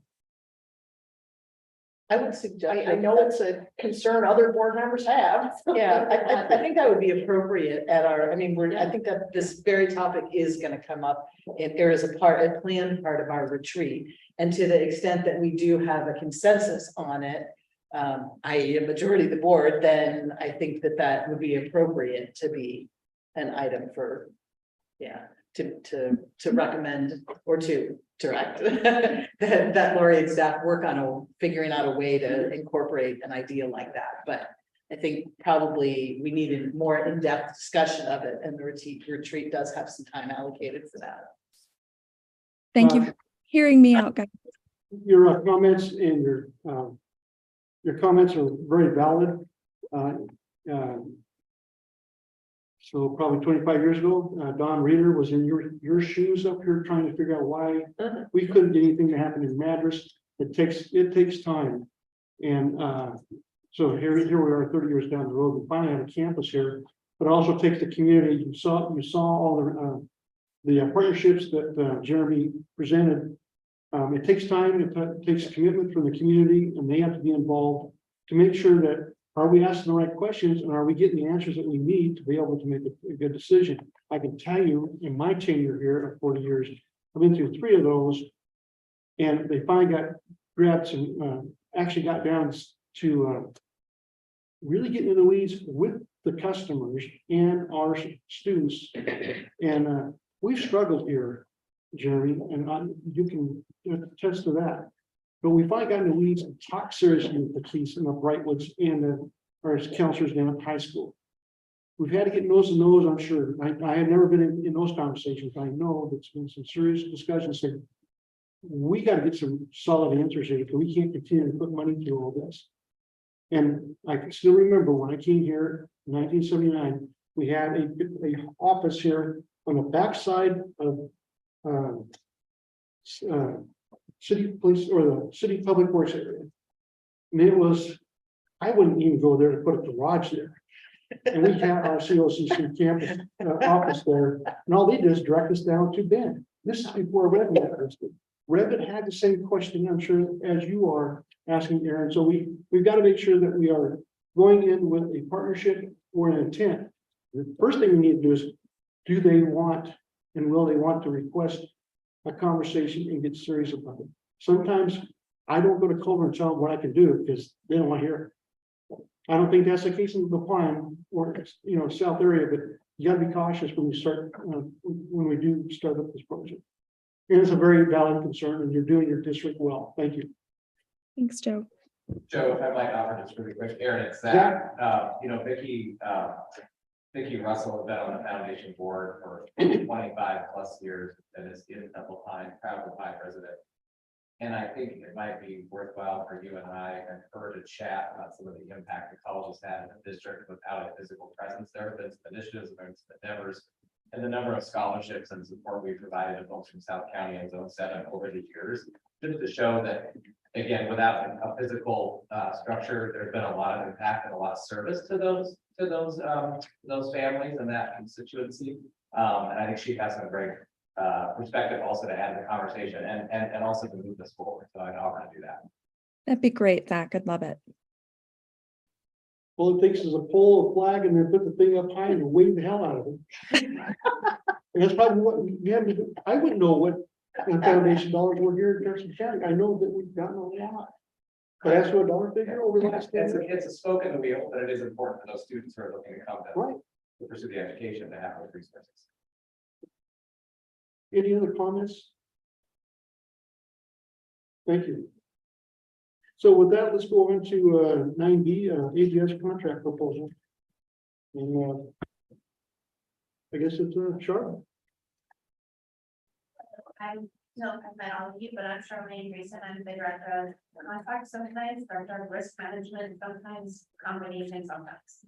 I have 3 actually resolutions in front of you.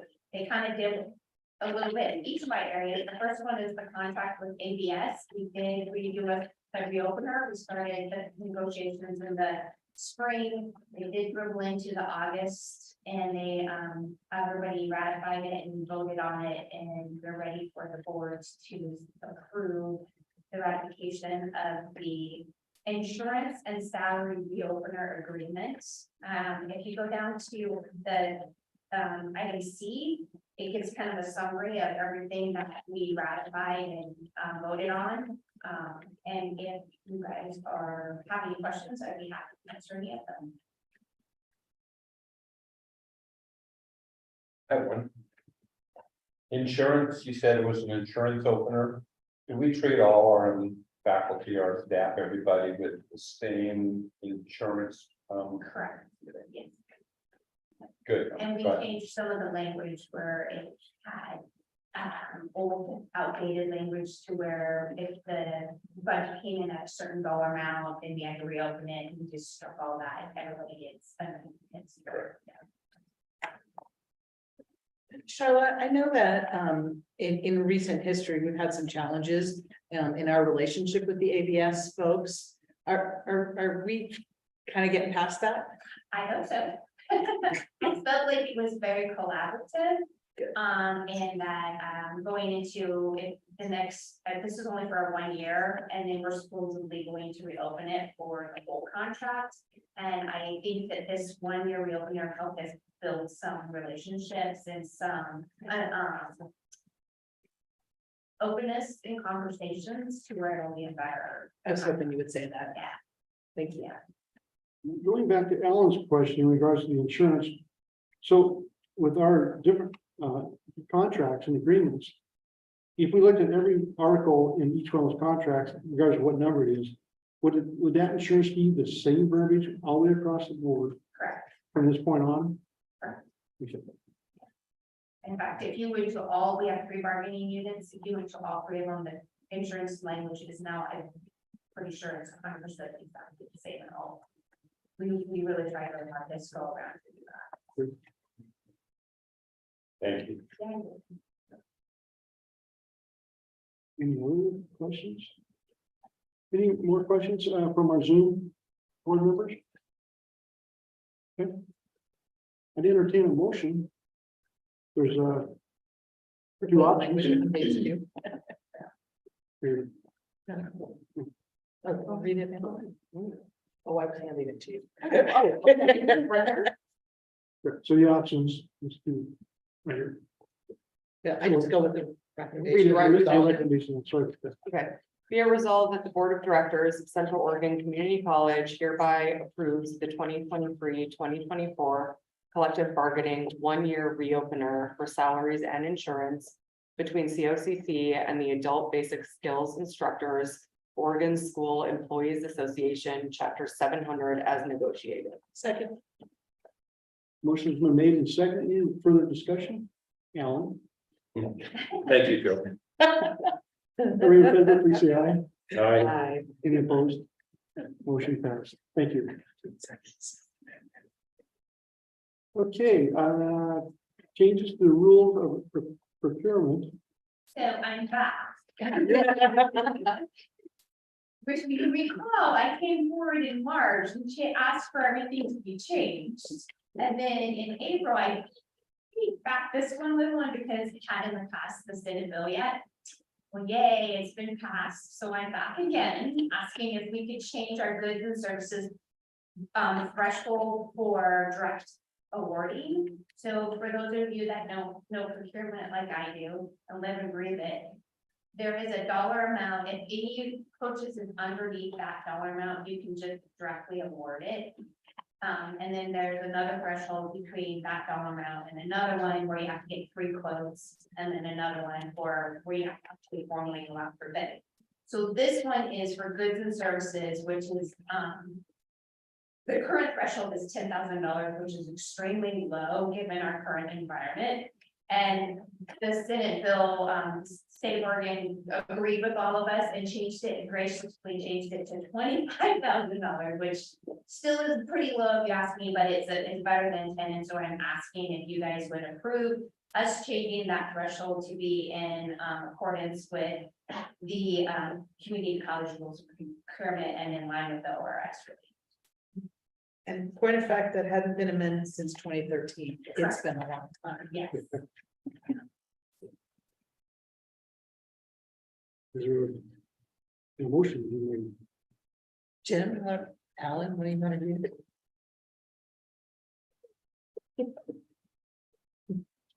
Be it resolved by. Proposed resolution. Yeah. Yeah. Be resolved that the Board of Directors do hereby approve and the proposed class procedure thresholds change for direct purchasing of goods and services to Central Oregon Community College rules of procurement. Second. Is it first and second? Any discussion? Everyone in favor, please say aye. Aye. Any opposed? Right, my last one. We're ready. Every year, every 5 years, we go out for bid for our agent of record who represents us for our property casualty liability insurance.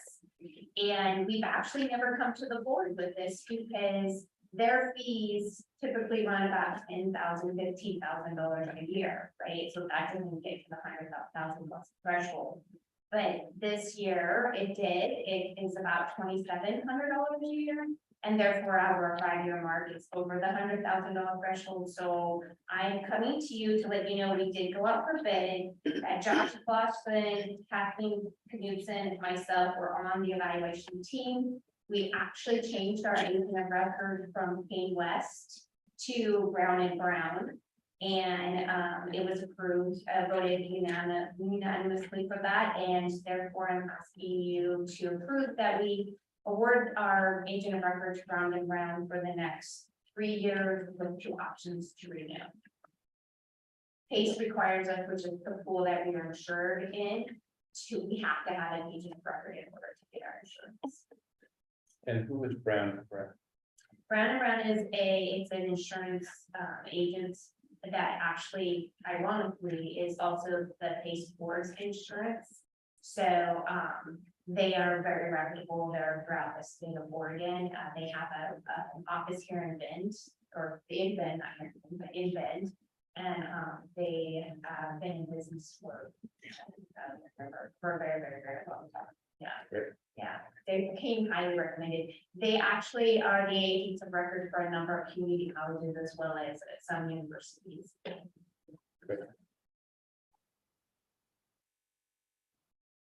Need a board of direction? I'll make a motion. Do I make a motion? Yeah, make it. Yeah. Please. Okay. Be it resolved that the Board of Directors do hereby approve the contract for the college's agent of record to Brown and Brown. Second. Alan got it.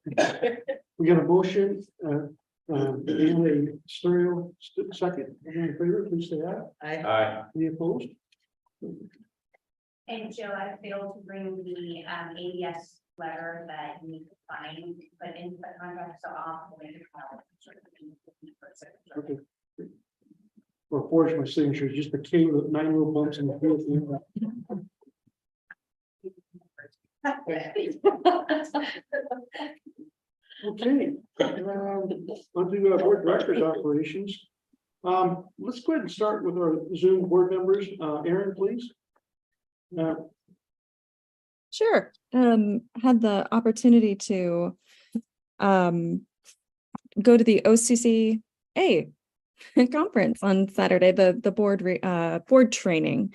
And it really was excellent. I think they've had lower attendance in the past, not sure quite if it's been, well, a beloved training in the past, but this year's was really quite strong. And I did send you all a lot of the PowerPoints that came out of that. And I would love to particularly draw your attention to some of the legislative items, to some of the student success items. We talked a little bit about them tonight that OCCA is advocating for, including more co-requisites around the state. Lori's action, dang it, what was that second one, Lori, that we were talking about here?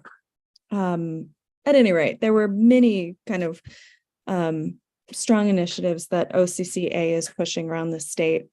Helpful to learn about them, and lots of great information as a new board member on that line in that space as a policy governing board versus directing actions of team members, and just learned a lot. So for Aaron and Jem, you should check out those PowerPoints. That was a wonderful conference, great opportunity to meet many new folks. Erica. I have nothing to report this time. Okay, we're dropped back into a word. So on September 6th, I attended the real estate committee meeting. On September 7th, I had a meeting with Zach. On September 8th, I had the planning call for the retreat and for the upcoming year with Joe and Laurie. And then on the 11th, we did the President's Evaluation Committee met with Lori to go into a little greater detail on her evaluation. And then I had several calls with Lori and Joe. Okay. On August 15th, I met with Lori to discuss Kai's trust. I'm the board liaison for that.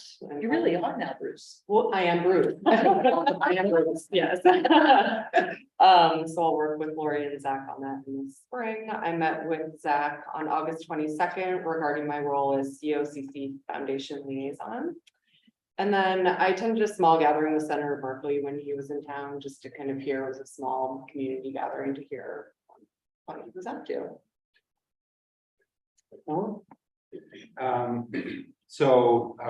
Friday before the board, or the board training that Aaron went to, I attended the OCCA retreat for the executive committee. I'm going off of it, and a Lane board member is coming on. But it was a really good retreat. It was good to have the old members with the new members to kind of see the past with the present and moving forward. And our goals at OCCA are pretty much the same. They're the Community College Support Fund from the state. And there's two more, and right now I wish that I had brought some paperwork so I could remember them. But it was a good time. And I didn't go to the board training because I got to go play with my grandchild instead, and that was more fun, frankly.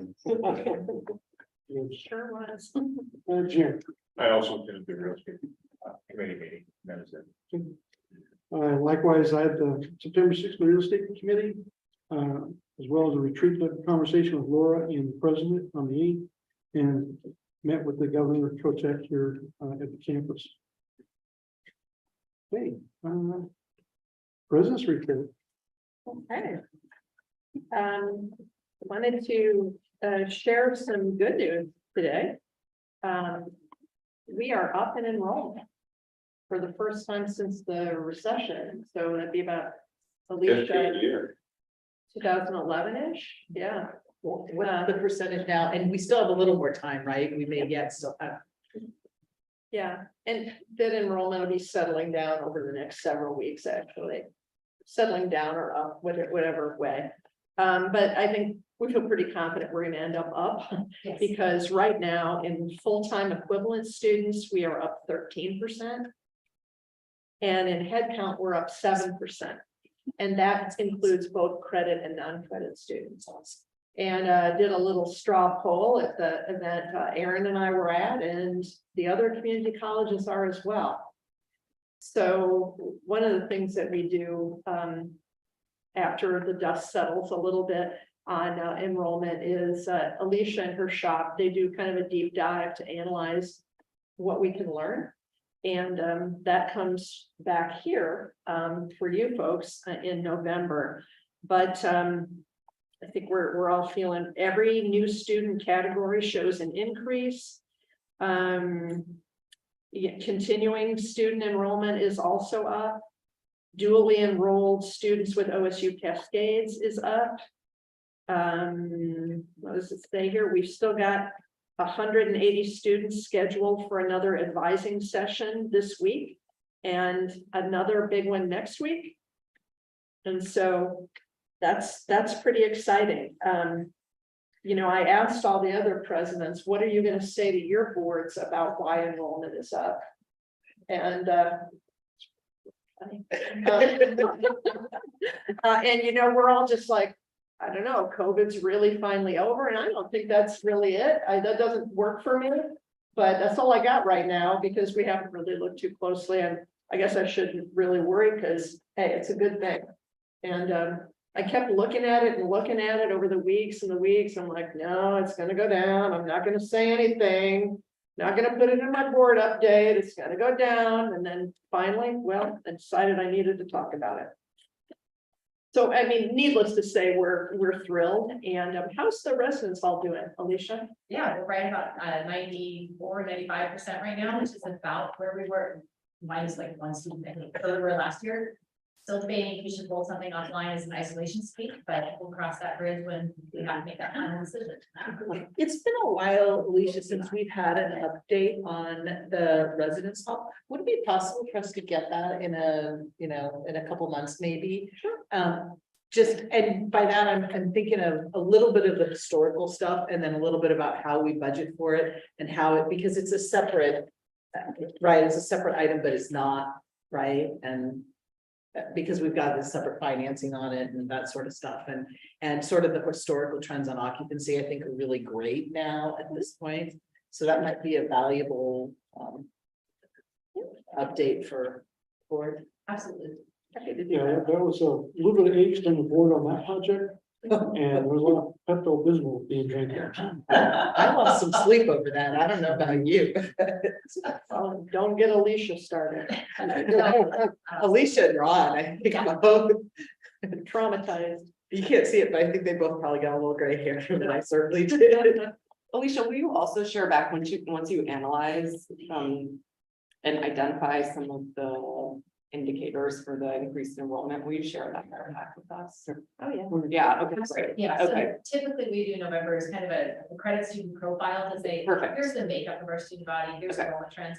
We wait until November because our numbers Yeah. really don't settle until the fourth week of the term. Yeah. Which is the same week as your October meeting, so not enough time. And then we also should have some national numbers by then. All right, well, congratulations. So, I mean, it's, College right effort. yeah, definitely, I mean, to everyone involved, it's really exciting. So just a couple more things.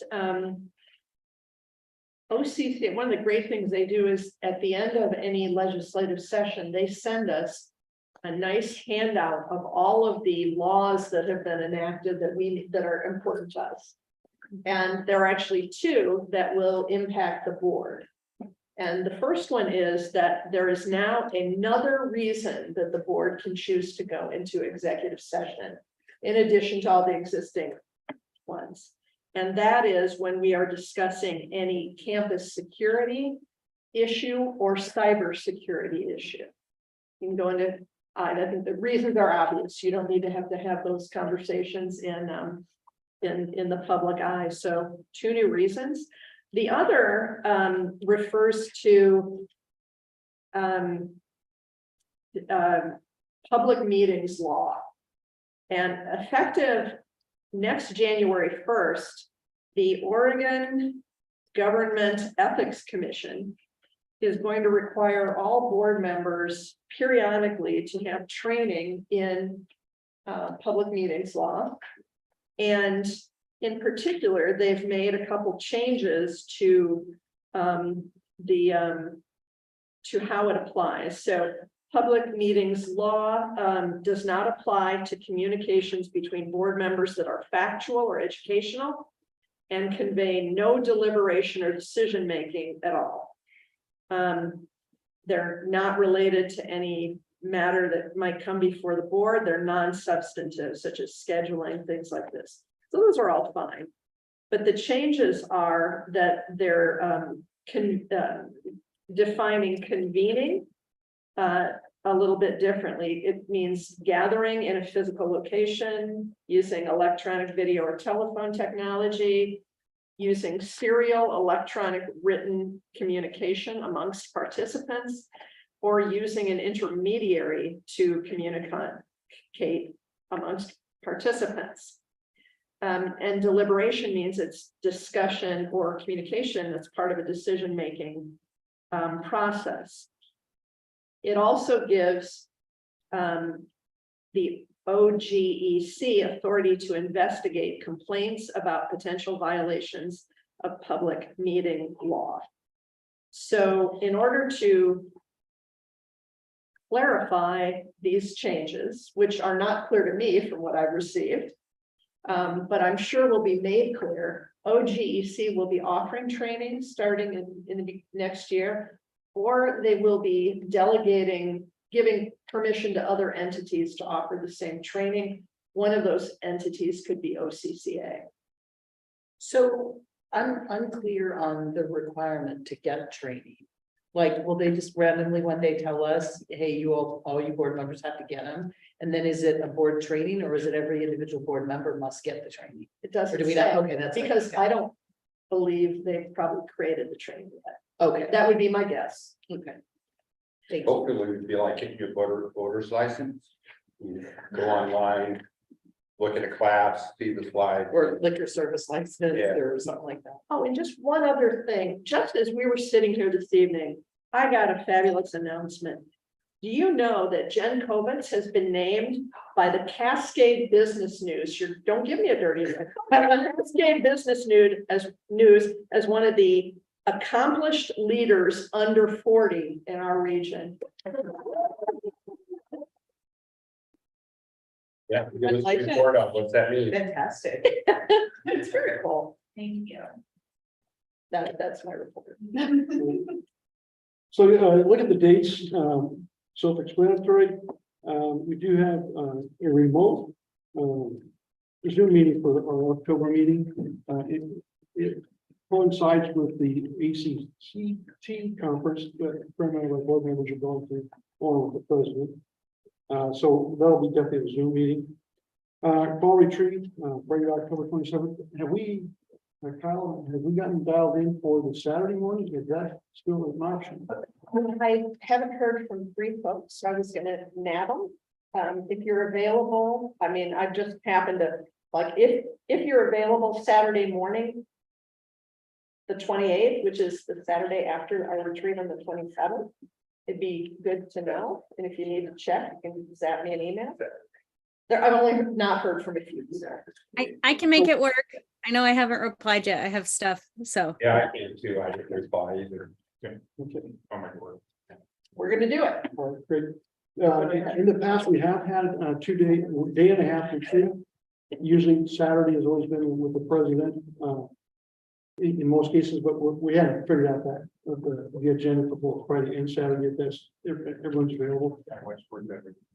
We do have a fairly heavy need to meet more than just the one day that we have in the last 2 or 3 years. And so if we can make that happen, I think we'd be better off as a board, get dialed up and we can run it what we want to do for the next meeting. And we understand as an added incentive, we'll get breakfast and lunch. Right. It's exciting. Oh, and that, we'll be all having dinner together Friday night with spouses or significant others.